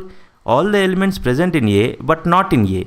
What is difference between A and A? A minus A is the null set. So A minus A is null set. Symmetric difference of two sets. How the symmetric difference of two sets is defined? The symmetric difference of two sets A comma B is denoted by A delta B. You please observe here, the symmetric difference of two sets A comma B is denoted like this, A delta B. In some books they'll denote the symmetric difference between two sets like this also. And how the symmetric difference of two sets is defined? It is defined as all the elements which are present in A are in B but not in both. Try to understand this carefully. All the elements which are present in A are present in B but not in both. We'll try to understand this by using Venn diagram. You observe here, I consider two sets A and B. What is this shaded part? You can observe here, this full, both the circles is nothing but A union B. What is this full part? This full part is A union B. But you observe the second part, that is intersection of both the sets. This is A intersection B. Please observe this area. A intersection B. From A union B, if we remove A intersection B, then we will get this shaded part. Please try to understand. A delta B is nothing but A union B. From A union B, if you remove A intersection B, all the elements present in A union B but not A intersection B. That means all the elements present in A are in B but not in both. Try to understand. Whatever the shaded part is there here, this part plus this part, this is symmetric difference between two sets. Here, symmetric difference between two sets is defined like this also. See, A minus B. We know that just now we learned this shaded region is A minus B, this shaded region is B minus A. When we do their union, then also we are getting symmetric difference of two sets. So in this Venn diagram, the shaded part is the symmetric difference between two sets, right? Now we'll try to understand this more clearly with an example. See, here two sets are there. Set A is 1, 2, 3, 4, 5. Set B is 1, 3, 5, 7, 9. A delta B is defined as A minus B union B minus A. Okay. A minus B. All the elements present in A but not in B. 2 is present in A but not in B. 4 is present in A but not in B. So what you will get this A minus B? A minus B is the set 2, 4 union. What about B minus A? All the elements present in B but not in A. You see here, 7 is present in B but not in A. 9 is present in B but not in A. So here you will get 7, 9. So when you do their union, what you will get? You will get 2, 4, 7, 9. Complement of a set. What is the definition of complement of a set? Complement of a set A is denoted by A dash or A power C, A bar. Generally, complement of set A is denoted by A dash. And how it is defined as all the elements present in universal set U but not in A. All the elements present in universal set but not in A. Try to understand. A dash is all the elements present in universal set but not in A. We will try to understand what is A dash by using Venn diagram. You observe this Venn diagram. This is set A. Which zone is known as A dash? You observe this lines part is there na, like this. This lines part is there na. This part is nothing but A dash. You try to understand all the elements present in universal set but not in A. So A dash is all the elements present in universal set but not in A. So A dash is U minus A. Now we'll try to understand few important points related to complement of a set. You see this A dash means not A. A dash whole dash. A dash whole dash is nothing but A. It can be understood easily. A dash whole dash equal to A. Complement of universal set. Complement of universal set is defined as empty set. Complement of empty set. Complement of empty set is defined as universal set. Now see the fifth point. A union A dash. When we do A union A dash, what you will get? You observe here, this is set A and this part is A dash. When we do their union, what you are getting? You are getting universal set. You can understand this easily. This is set A. This circle is set A. And this horizontal, this lines part is there, na? That is A dash. If we do their union, we will get this total box. This total box is nothing but universal set. So A union A dash is universal set. A intersection A dash. You observe that A and A dash both are disjoint. There is no element common in A and A dash. So A intersection A dash is null set. Now De Morgan's law. A union B whole complement. A union B whole complement is A complement intersection B complement. Similarly, A intersection B whole complement can be written as A complement union B complement. These are known as De Morgan's law. I'll try to prove this De Morgan's law by using Venn diagram. You observe here, this rectangular box is the universal set and this is set A and this is set B. If you observe this Venn diagram, in this total 4 parts are there. You observe only A is part 1, intersection of A and B is part 2, only B is part 3. Other than these circles, whatever the remaining place is there, that is fourth part. Please try to understand what is fourth part. Other than these circles, this whole thing is fourth part. Now you see, I will try to prove this first result. A union B whole dash. What is meant by A union B whole dash? Here you try to understand A dash means not A. So A union B whole dash means which part you will get. You try to understand A union B whole dash. A union B whole dash means not A union B. Not A union B means which part will come? Which part will come, you please tell? Fourth part is not A union B. Okay. Now A dash. A dash. What is A dash? A dash means not A. Other than A, what parts are present in this? 3 and 4. So what is A dash? A dash is 3 and 4. B dash. What is B dash? B dash. B dash means not B. Not B. That means 1, 4. You try to understand this. 1, 4. Here, what is A dash intersection B dash? A dash intersection B dash is the common part present in A dash and B dash. What is the common part present in A dash as well as B dash? That is fourth part. So you can easily understand here A union B whole dash is nothing but A dash intersection B dash. Similarly, we can observe that A intersection B whole dash is nothing but A dash union B dash. And last point, what is A dash? A dash is nothing but not A. In general words, you can remember it. A dash is nothing but not. You see, this is the 19th synopsis. In this class, we will learn the properties between the sets, relation between the sets. This class is very important. We use these results very frequently in the coming classes. First, you try to understand this diagram. You observe in this, total 2 sets are there. This is set A, set B. And this rectangular box is considered as universal set. You observe here part 1. What is part 1? What about set A? What is set A? Set A is this part 1 plus part 2. Please try to understand. This is set A. What is set A? Part 1 plus part 2. What is set B? Set B is part 2 plus part 3. Okay. What is part 1? Part 1 means A but not B. Try to understand here. This part 1 is what? A but not B, which is written as A minus B. A minus B means all the elements present in A but not in B. Simply I can write it as only A. Okay. Now second part. Second part is what? Second part is A intersection B. What it is this A intersection B? The elements present in both A and B. Just to understand, I am writing like this. A intersection B means the elements present in both A and B. What is the third part? Third part is only B. Correct or not? B but not A. So third part is nothing but B minus A. B minus A is what?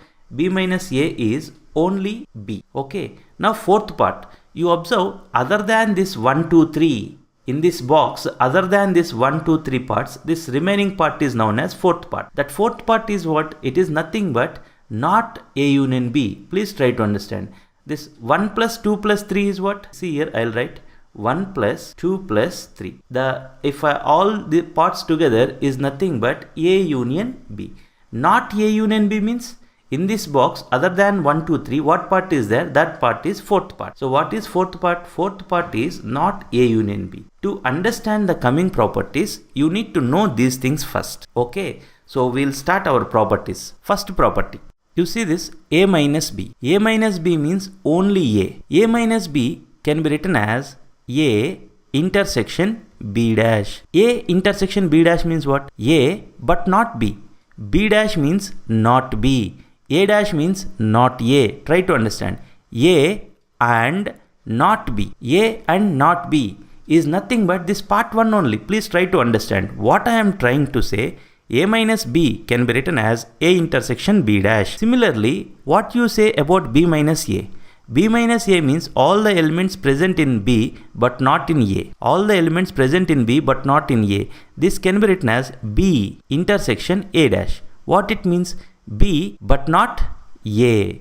So this simply we can say it as it is nothing but only B. You observe this A minus B union B. A minus B means this part 1. Try to understand. A minus B means part 1. Union. What is set B? Here in this diagram what is set B? Set B is part 2 plus part 3. Okay. When we do the union, what you will get? A minus B is part 1. Union. Union we are doing. Set B is 2, 3. When we do their union, what you will get? You will get 1 plus 2 plus 3. Correct or not? When we do their union, 1 plus 2 plus 3. What is 1 plus 2 plus 3? 1 plus 2 plus 3 is A union B. Please try to understand. A minus B union B is nothing but A union B. Fourth property. A minus B intersection B. A minus B. A minus B means this part 1.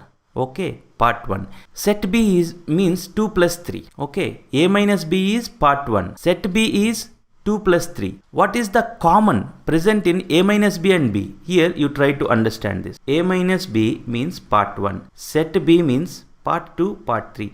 This is first set, this is second set. Is there any part common in both?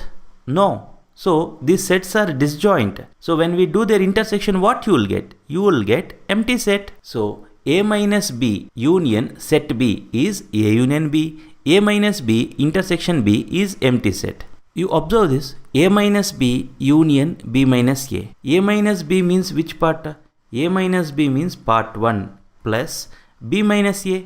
B minus A means part 3. A minus B union B minus A. Part 1 plus part 3, which can be written as A union B. A union B means what? 1 plus 2 plus 3 minus second part. What is second part? Second part is A intersection B. Please try to understand. A minus B union B minus A. A minus B is part 1 in this diagram. B minus A is part 3 in this diagram. A union B means 1 plus 2 plus 3 minus second part is nothing but A intersection B. If I remove this, I'll get same thing. So A union B is what? A union B is 1 plus 2 plus 3 minus A intersection B is second part. If both will get cancelled, part 1 plus part 3 only you will get. So what you came to know that A minus B union B minus A is nothing but A union B minus A intersection B. This is nothing but the symmetric difference between two sets, that is A delta B. See this n of A minus B. What is n of A minus B? Number of elements present in A minus B. See this n of A minus B. Number of elements present in this A minus B. A minus B means only A. So which can be written like this. Number of elements present in set A minus number of elements present in A intersection B. Please try to understand. N of A. Okay. You see here n of A minus B. A minus B means which part here actually? This is the first part, right? N of A. N of A means number of elements present in first part plus second part minus n of A intersection B. N of A intersection B is second part. If both will get cancelled, you can see both is same. So n of A minus B can be written as n of A minus n of A intersection B. See this seventh property, n of A union B. We know that n of A union B is nothing but n of A plus n of B minus n of A intersection B. So many people, they don't know why we are using this formula. I just want to do why these two are equal or not. See, A union B. A union B means what? A union B is nothing but part 1 plus part 2 plus part 3. Correct? Okay. A. Number of elements present in set A. Which area is set A here? 1 plus 2. Okay. N of B. Number of elements present in set B. That means 2 plus 3. This is not exact proof. Just I am trying to explain this result by using Venn diagram. Minus N of A intersection B. A intersection B means second part. So if you plus 2 minus 2 will get cancelled. You observe this left hand side part is 1 plus 2 plus 3 and right hand side part also 1 plus 2 plus 3. So we can understand that N of A union B is nothing but N of A plus N of B minus N of A intersection B. You observe here, if A comma B are disjoint,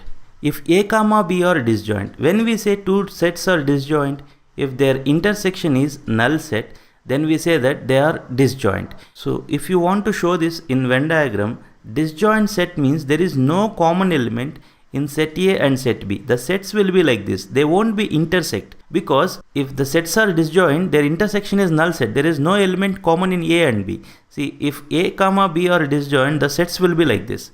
If A and B are disjoint, then what is the formula for N of A union B? We can write the formula like this. N of A plus N of B. Actually, N of A union B formula, N of A plus N of B minus N of A intersection B. As the sets are disjoint, A intersection B is null set.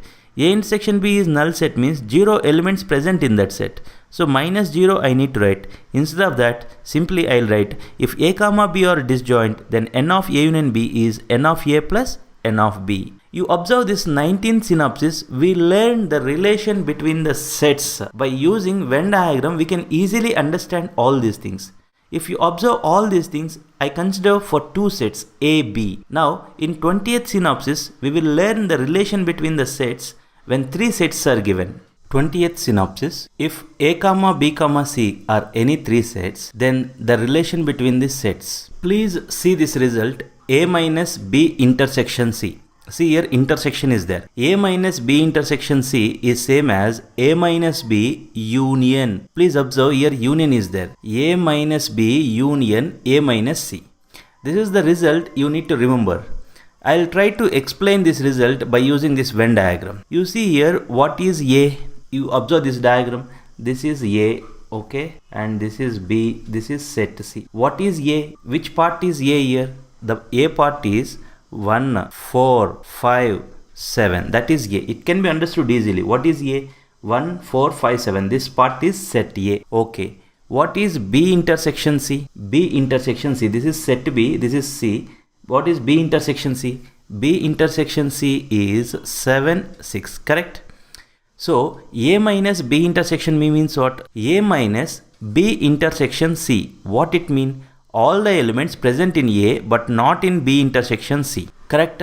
You observe this, 7 is there in A, 7 is there in B intersection C also. So we won't consider. What we will consider? We will consider the elements present in A only but not in B intersection C. So what you will get here, this is the zone 1, 4, 1, 4, 5. So here you observe 1, 4, 5. What is this part 1, 4, 5? 1, 4, 5 is A but not B intersection C. A minus B intersection C is the region 1, 4, 5. Now you observe here A minus B. Where is A minus B? A minus B means the elements present in A but not in B. Elements present in A but not in B. You observe here 1, 5. You observe 1, 5. 1, 5 present in A, they are not present in B. So A minus B zone is what here? A minus B is 1, 5. Okay. What about A minus C? A minus C means all the elements present in A but not in C. You observe here, this is C. What is A minus C? A minus C is 1, 4. Correct? Okay. Now you do the union of these two things. So what about union of these things? 1, okay. And all the things will come. We won't write 1 again. 1, 4, 5. You can observe here. This zone is 1, 4, 5 in this diagram, and this zone is also 1, 4, 5. So from this we can easily understand that A minus B intersection C is same as A minus B union A minus C. You observe the second result, A minus B union C. Here intersection is there, here union is there. A minus B union C is A minus B intersection. Here union is there, na? It changes to intersection.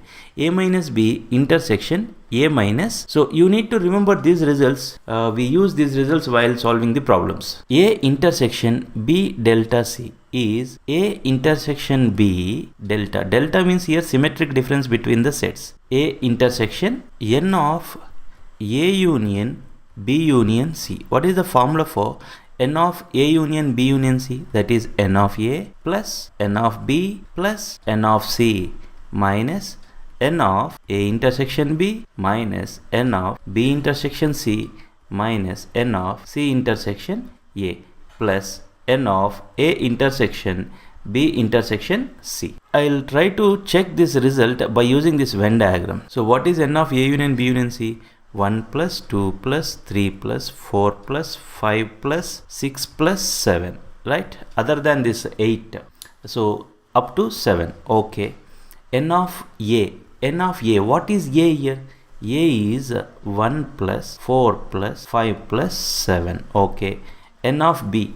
What is B here? B. B is 4 plus 2 plus, you observe here, 4 plus 2 plus 7 plus 6 plus N of C. What is C? This is C. What is C here? 5 plus 7 plus 6 plus 3 minus of A intersection B. You see, what is A intersection B? This zone 4, 7. What is that? That is A intersection B. 4 plus 7 minus B intersection C. B intersection C is what? 7 plus 6 minus C intersection A. C. This is set C. This is A. C intersection A is 5 plus 7. You can understand this easily from Venn diagram. Plus A intersection B intersection C. See, this 7 is there now. That is the zone of A intersection B intersection C. Okay, now you see here minus 4, here plus 4, here minus 7, here plus 7 will get cancelled, here minus 7, here plus 7 will get cancelled, here minus 6, here plus 6 will get cancelled. When we multiply with minus, here minus 5 plus 5 will get cancelled, minus 7 plus 7 will get cancelled. What is remaining here? So you observe here, left hand side part is 1 plus 2 plus 3 plus 4 plus 5 plus 6 plus 7. Right hand side part is also 1 plus 2 plus 3 plus 4 plus 5 plus 6 plus 7. So I am trying to explain this result with the help of Venn diagram. Number of elements in A delta B. How many elements will present in symmetric difference between two sets? So I will try to prove this result. We know that A delta B. What is the formula for A delta B?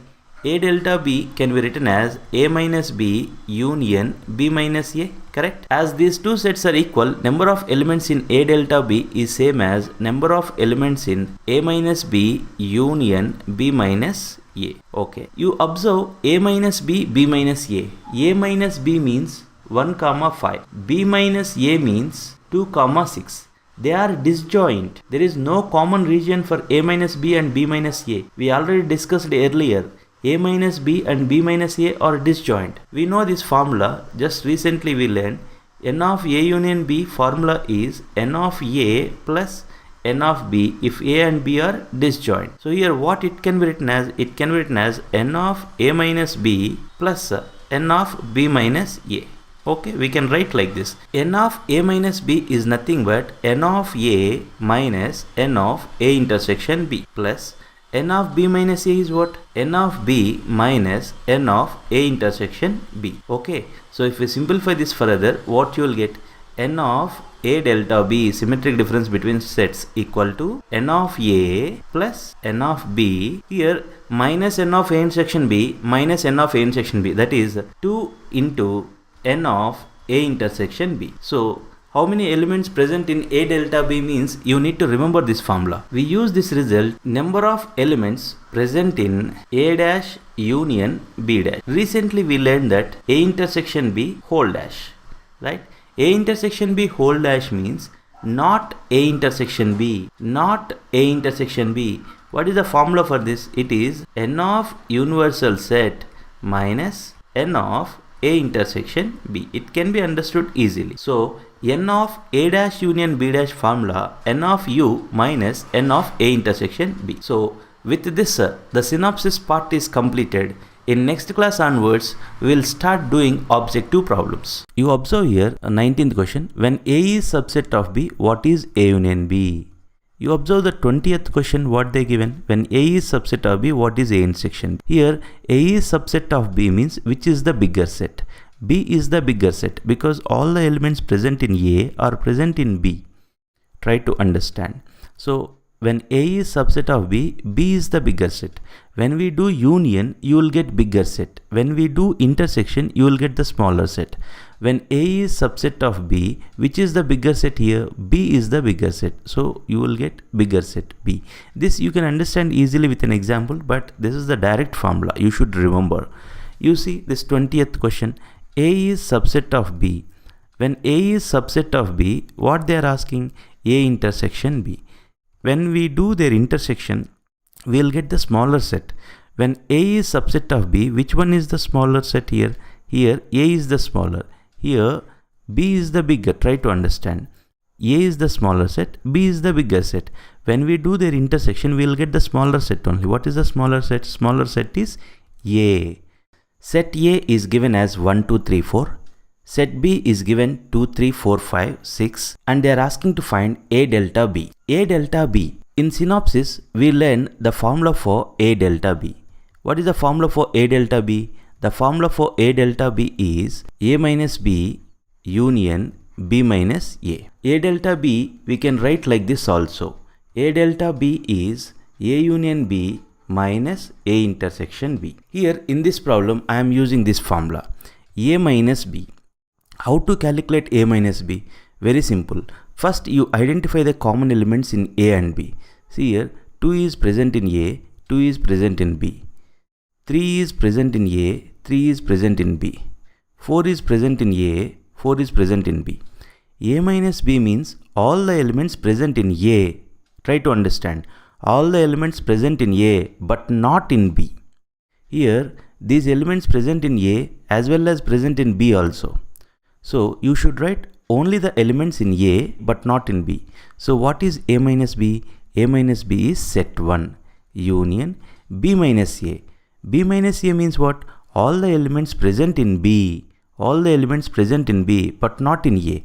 You observe these elements present in B, these elements present in A also. But actually what is B minus A? All the elements present in B only but not in A. That means what you should write? Remaining elements in set B, that is 5, 6. I hope you are understanding.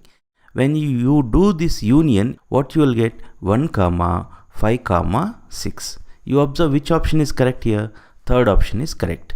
So you should remember the formula here, A delta B. What is the formula for A delta B? A minus B union B minus A. Okay. Now next question, 12th question. Universal set 1, 2, 3, 4, 5, 6 is given. And set A is given as 2, 3 and set B is given as 3, 4, 5. Then A dash intersection B dash we need to calculate. A dash intersection B dash. We can do this problem in two methods. First one, directly I'll calculate A dash. Next I'll calculate B dash. I'll do their intersection. Or else in synopsis we learn this formula. What is that formula?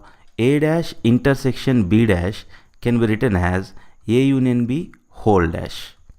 A union B whole dash. What is the formula for A dash? The formula for A dash is U minus A. The formula for A union B whole dash is universal set minus A union B. So this problem can be done in two ways. I felt that doing this problem directly is easy. So I do this problem directly. So first I'll calculate A dash. What is the formula for A dash? The formula for A dash is U minus A. What I'll do now, I'll identify the common elements in U and A. See, in this set A, 2, 3 is there. In this U also 2, 3 is there. So what is U minus A? All the elements present in U but not in A. So what you will get here? You will get 1, 4, 5, 6. All the elements present in universal set but not in A. Okay.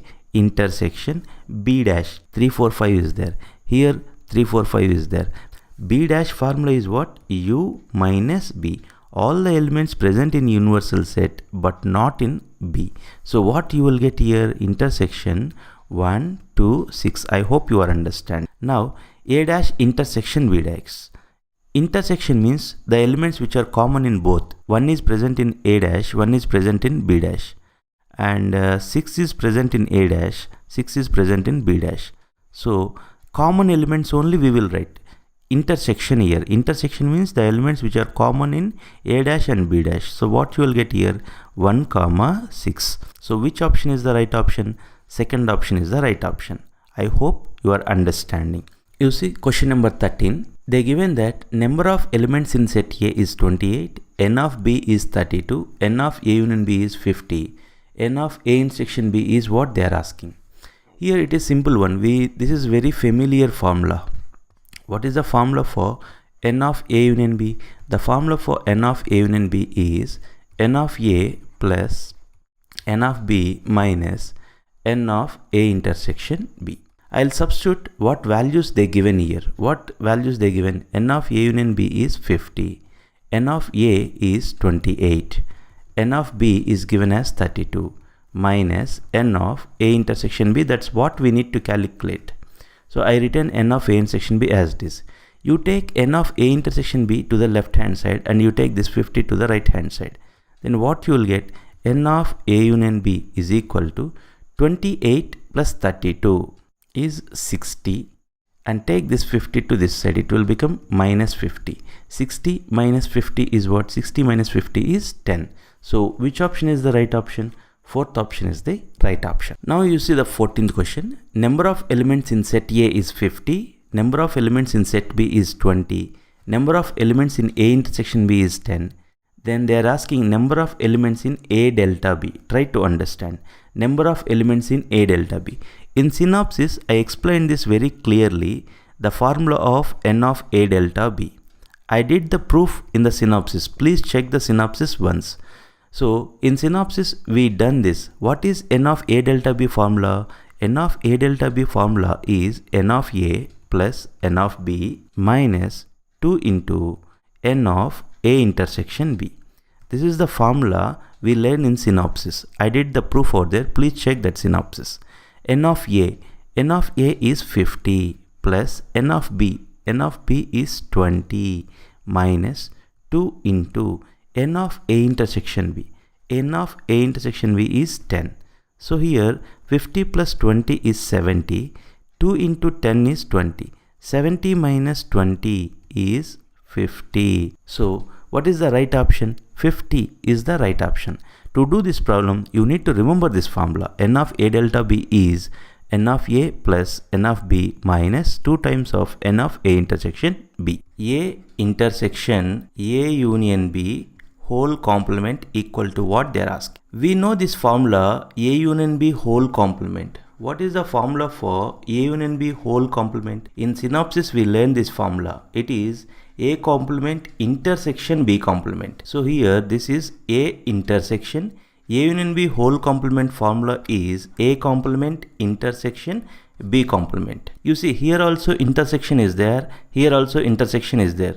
We know that in sets associative law holds good. So this can be written as A intersection A dash intersection B dash. Okay. A intersection A dash. What is A intersection A dash? A means we know it is set A. A dash means generally we say not A. Try to understand. A dash means not A. All the elements present in universal set but not in A. What are the common elements in A and not A? Just think it. What are the common elements in A and not A? There is no element common in A and A dash. And however, in synopsis we learned that A intersection A dash is null set. So here A intersection A dash is null set. Null set intersection B dash. See, whenever we do intersection, we will check for smallest set. See, in these two sets, which set is the smallest set? Obviously, null set is the smallest set. So null set intersection any set is null set only. Okay, so here null set intersection B dash is what? It is null set only. So what will be the right option? Third option is the right option for this. See this question number 27. A minus B union B minus A union A intersection B equal to what? This can be understood easily with the help of Venn diagram. You observe this Venn diagram.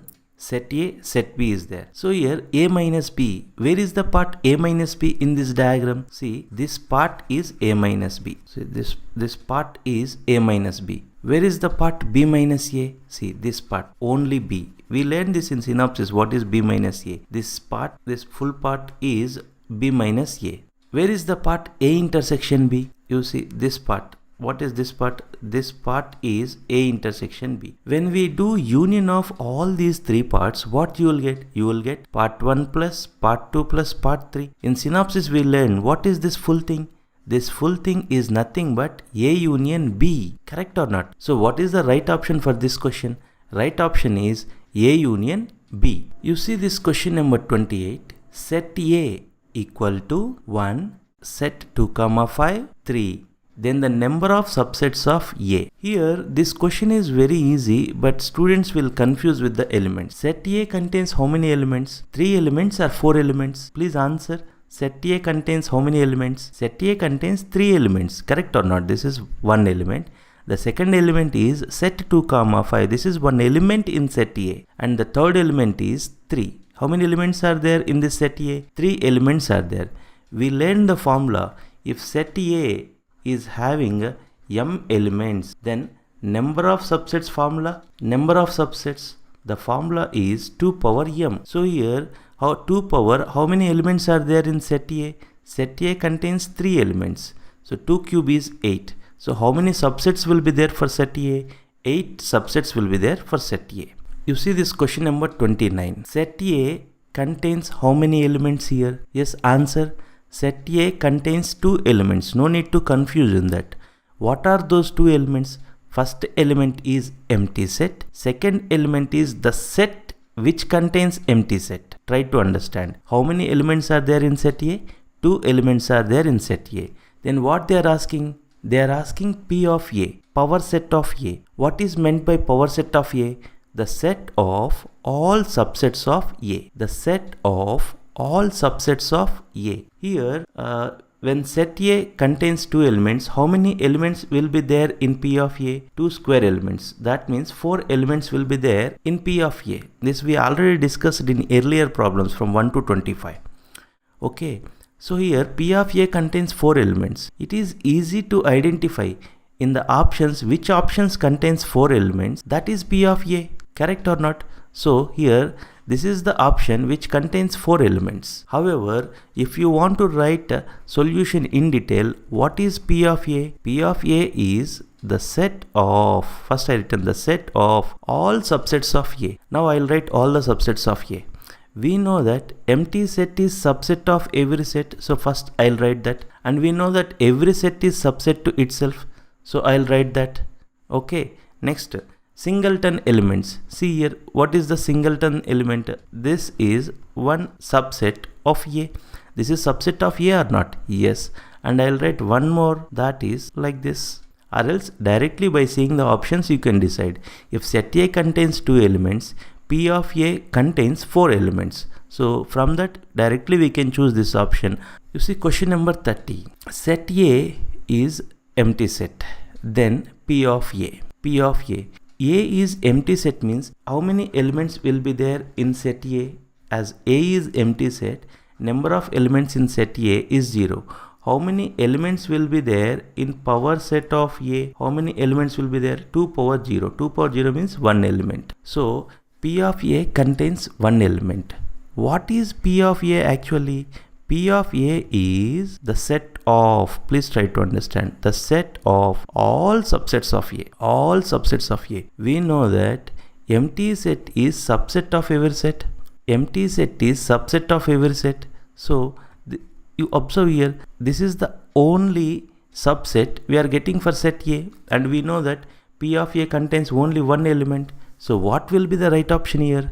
Third option is the right option. Okay. So this question number 31. Universal set is given from 1 to 10. Set A is given as a 1, 3, 5, 7, 9. Then they are asking to calculate A dash. It is simple only. What is the formula for A dash? The formula for A dash is universal set minus A. First you identify the common elements. 1 is 3, 5, 7, 9. These are the common elements in universal set as well as in A. We know that A dash means all the elements present in U but not in A. So you write all the elements present in universal set 2, 4, 6, 8, 10. So these are the elements present in universal set. These elements are not in set A.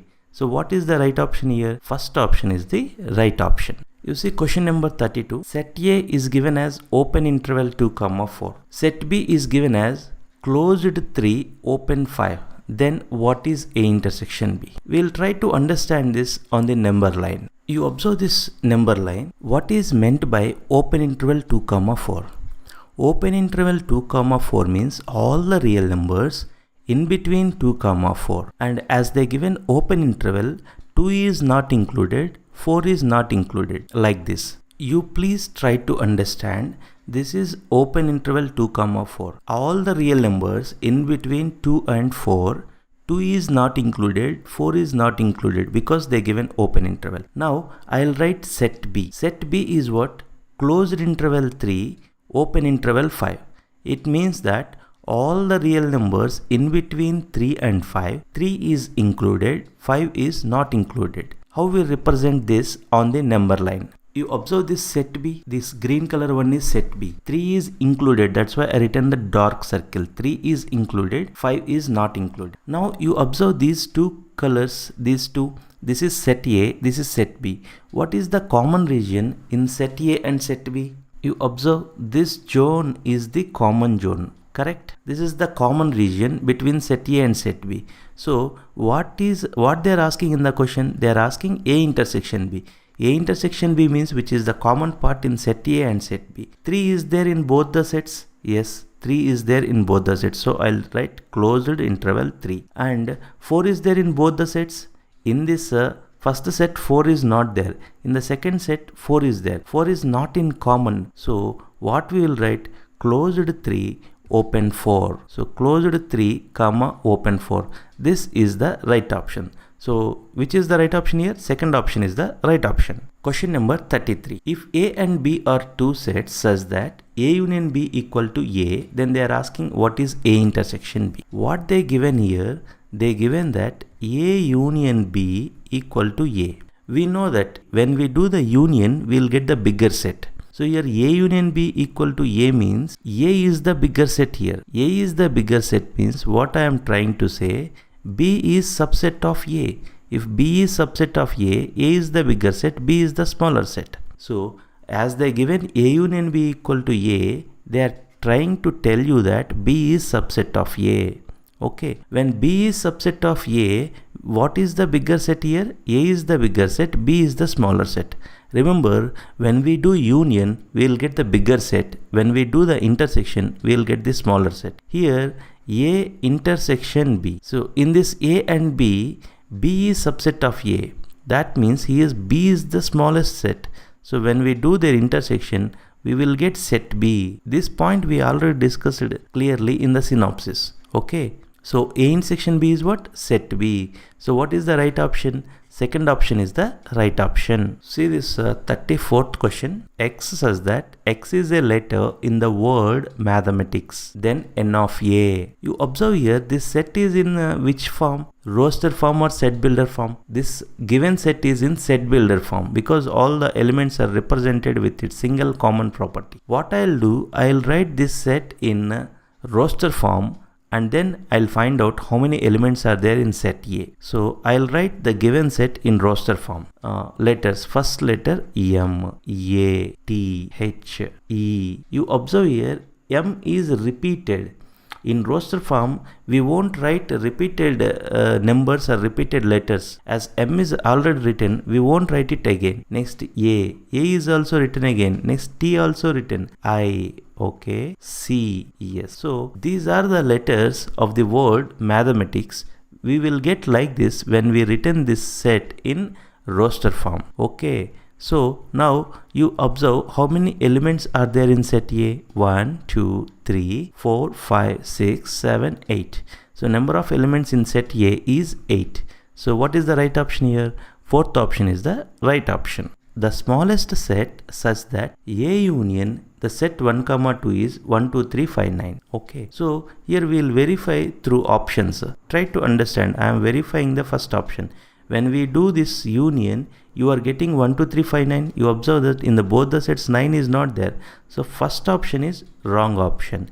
Go with the second option. What is the second option? 3 5 9 union 1 2. When you do their union, you are getting the set 1 2 3 5 9. Check it. This I'm doing this problem by verification method. I taken set 3 comma 5 comma 9. See the union 1 2 3 5 9. Yes, I'm getting this. This is correct only. Similarly, you check this third option. 1 2 5 9 union 1 2. When we do this union, what they given here? They given 1 2 3 5 9. You check it. When we do their union, see 3 is not there in both the sets. How you will get this in the union? So this is wrong option. Oh, next choose the fourth option. What is fourth option? 1 comma 2 union. What they given here? 1 comma 2. When we do their union, what you are getting? You are getting 1 2 3 5 9. You are getting this? No, this is absolutely wrong. So obviously right option is what?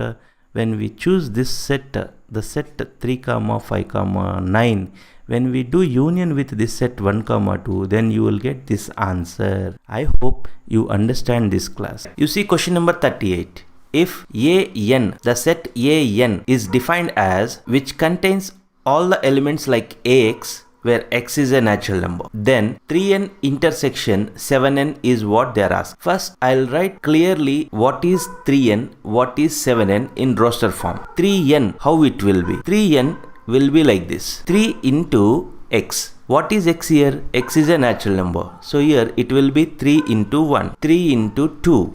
Try to understand. AN is in the form of AX, where X is a natural number. 3n will be in the form of 3x, where x is a natural number. 3 into 2, 3 into 3, 3 into 4. Like that, you will get 3 into 14. Like that, so many elements will be there. It's an infinite set. So here 3 into 1 is what? 3 into 1 is 3, 3 into 2, 6, 3 into 3, 9, 3 into 4, 12. Like that, it's a 3 table. You will get 15, 18, 21. If you keep on going like this, 13 4s are 42. Like that, it's an infinite set you will get. Okay, 3n looks like this. 3n is a multiple of 3. What is 7n? 7n contains an elements in the form of 7x, where x is a natural number. So the set will be like this: 7 into 1, 7 into 2, 7 into 3. Like that, this type of elements will be there in 7n. As all these elements are multiple of 7. If we simplify this, 7 into 1, 7, 7 2s are 14, 7 3s are 21, 7 4s are 28, like that, 7 6 are 42, like that. All 7 table, it just nothing but it's just like a 7 table. Okay, now what they are asking in the question? They are asking 3n intersection 7n. Okay, we know that intersection means the elements which are common in both 3n as well as 7n. You observe here, first element, common element is what? 21. 21 is the common element. 21 is a multiple of 3. 21 is a multiple of 7 also. Similarly, 42. 42 is a multiple of 3. 42 is a multiple of 7 also. So what happening here? 21, 42. Try to understand common elements. 21, 42. Next common element, if we search for next common element, you will get 63. 21 3s are 63. So what you are getting?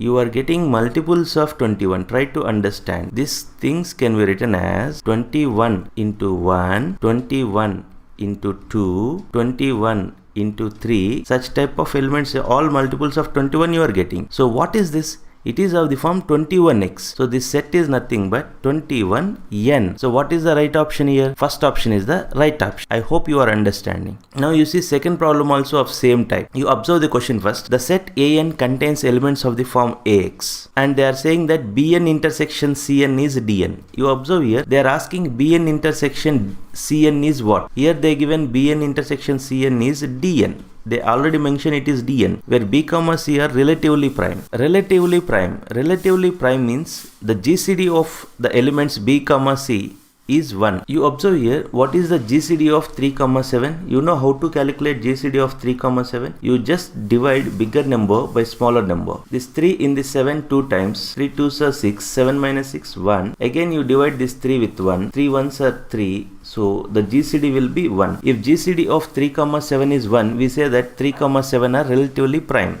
Just now we came to know that 3n intersection 7n is 21n. 3 and 7 are relatively prime. Okay, they are asking what is bn intersection cn. Actually, as per this above problem, what is bn intersection cn? That is bcn. Correct or not? But in this, they given bn intersection cn is dn. I hope you are understanding. dn equal to bcn. So what is d here? d equal to bc. So what is the right option? First option is the right option. The shaded region of the given figure. They are asking the shaded region of the given figure is what? You observe here which part is shaded here. You can see this full is A. This full first circle is A. But if you observe, only this part is shaded. This is only A. Correct or not? What is this part? This part is only A. Only A. What is actual A? Actual A is this full circle. Okay. This part is only A. Now you observe the options. Which options gives the meaning only A? That is the right option. You see this fourth option, A minus B union C.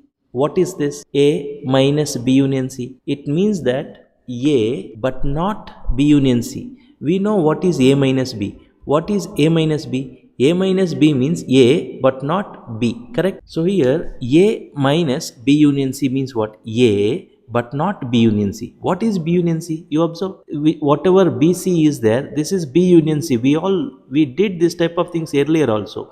This whole thing is B union C. Correct? Here A but not B union C. It gives the clear meaning that it is only A but not B union C. So what is the right option here? Fourth option is the right option. Now you see question number 44. The shaded region of the given figure. You observe the shaded part. You see this part. We earlier already discussed this. What is the shaded part? Shaded part is A minus B. A minus B means what?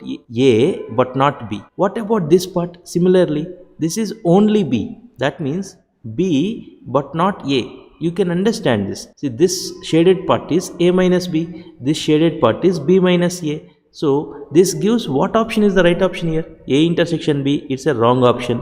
A union B means this whole thing will come including this part also, but A union B is also wrong. A minus B means only this part. Here this part is also mentioned, this is also wrong. So you see A minus B union B minus A. This is A minus B union B minus A. So what is the right option? Fourth option is the right option. I hope you are understanding. Now you see question number 45. The shaded region of the given diagram. You observe this shaded region. Full A is there. Correct? Full A is there. And you can observe here B intersection C is also there. Try to understand. In this shaded part, full A is there. And B intersection C is also there. You can understand this. See, B intersection C is also part of this. Correct? So you observe A and B intersection C. See this second option.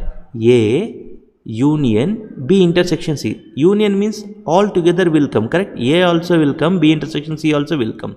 So what is the shaded part? The shaded part is A union B intersection C. This is interesting question. F1 is set of all parallelograms. F2 is set of all rectangles. F3 is set of all rhombuses. F4 is set of all squares. F5 is set of all trapezium in a plane. Okay. Then F1 equal to what? F1 is what? F1 is set of all parallelograms. You know, F1 is parallelogram. Okay, I just keep it like this. F2 is set of all rectangles. Okay, you observe here is F2 is a subset of F1. All rectangles are parallelograms. Yes, 100%. F3 is what? F3 is set of all rhombuses. Rhombuses means all four sides are equal but diagonals are not equal. Rhombus is also a parallelogram, right? Rectangle is also a parallelogram.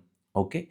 What is F4? F4 is set of all squares. F4 is set of all squares. Every square is a parallelogram, right?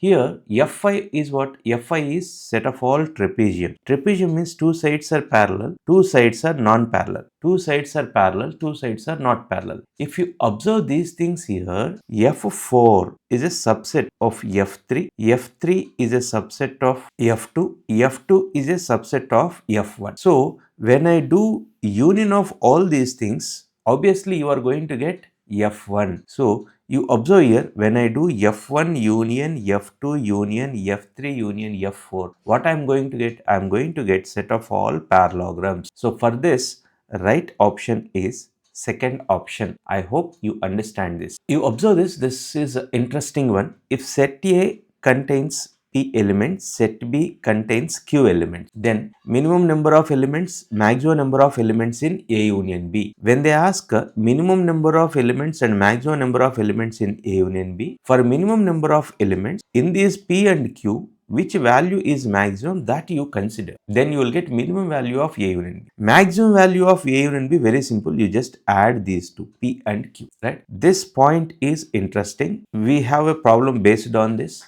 Right? If they ask minimum number of elements in A intersection B, set A contains P elements, set B contains Q elements, minimum number of elements in A intersection B, if they ask minimum number of elements in A intersection B is 0. You can visualize these things, right? Or else you can take example also. Maximum number of elements in A intersection B is minimum of P comma Q. Okay. We do one problem related to this point. You see this question, set A is having 3 elements, okay, and set B is having 6 elements, okay. You observe they are asking range of number of elements in A union, okay. Minimum number of elements in A union B, minimum number of elements in A union B is what? Minimum number of elements in A union B is maximum of these two. Maximum of these two is what? Maximum of 3 comma 6 is what? 6 is the bigger number. So 6. Maximum number of elements in A union B. Maximum number of elements in A union B is what? P plus Q. Just now we discussed it, right? So 3 plus 6. 3 plus 6 is 9. So A union B range lies in between 6 and 9. I can explain this with the help of when A is subset of B, number of elements in A union B, when A and B are distinct. Best thing is this method only. See, you know this point. You know this point. Minimum number of elements in A union B is maximum of P comma Q. Maximum number of elements in A union B is P plus Q.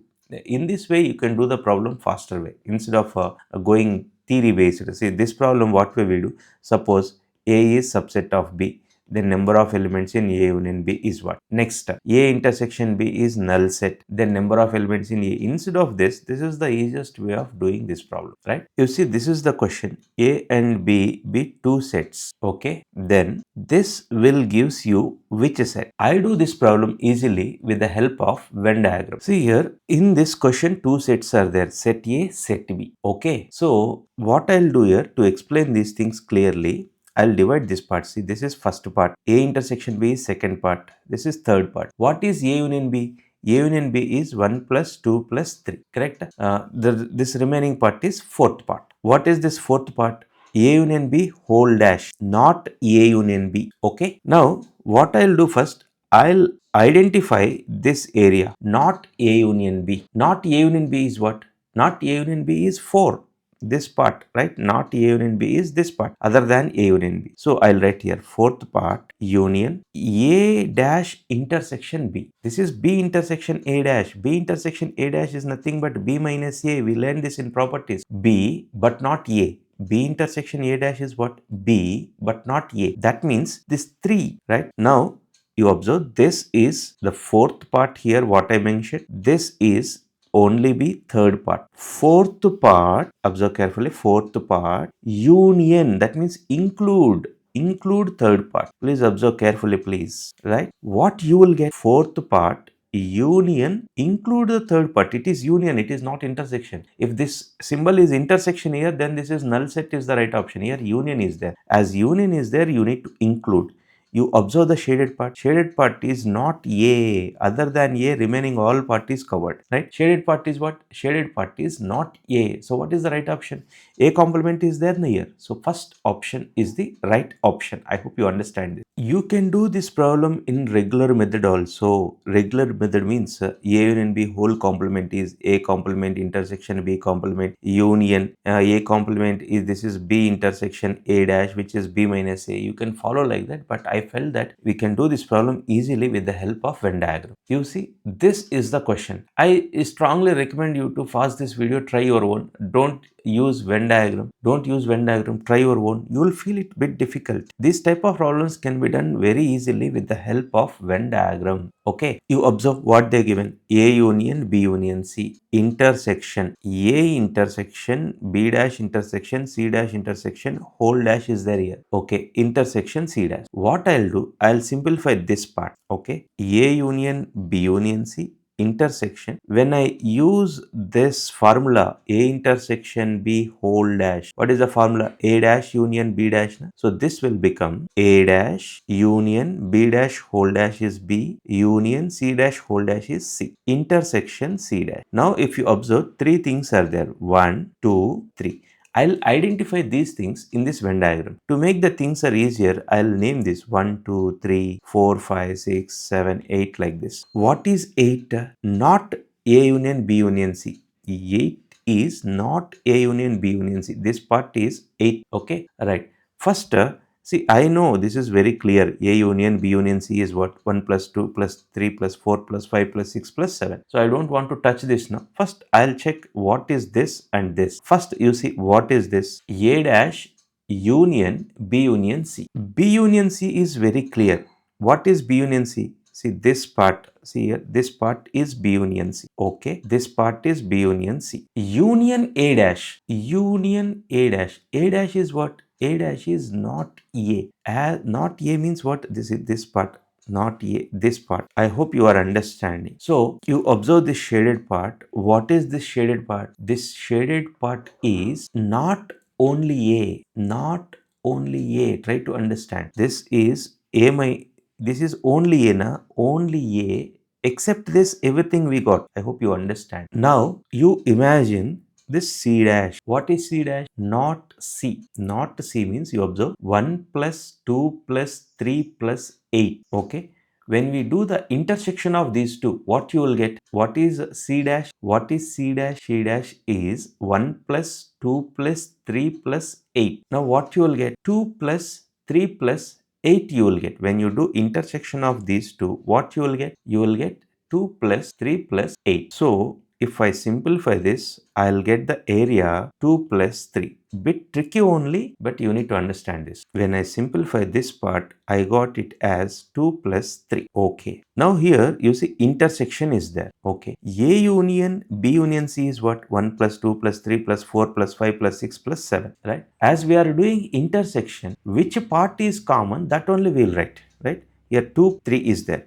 2, 3. So when we do intersection of all this, we will get 2 plus 3. 2 plus 3 means this area.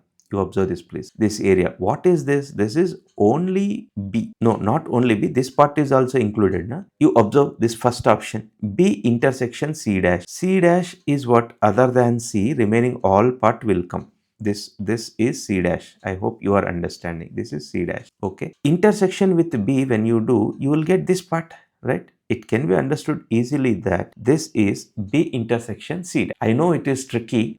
Instead of doing this regular method, expanding this, doing with Venn diagram is the easiest way.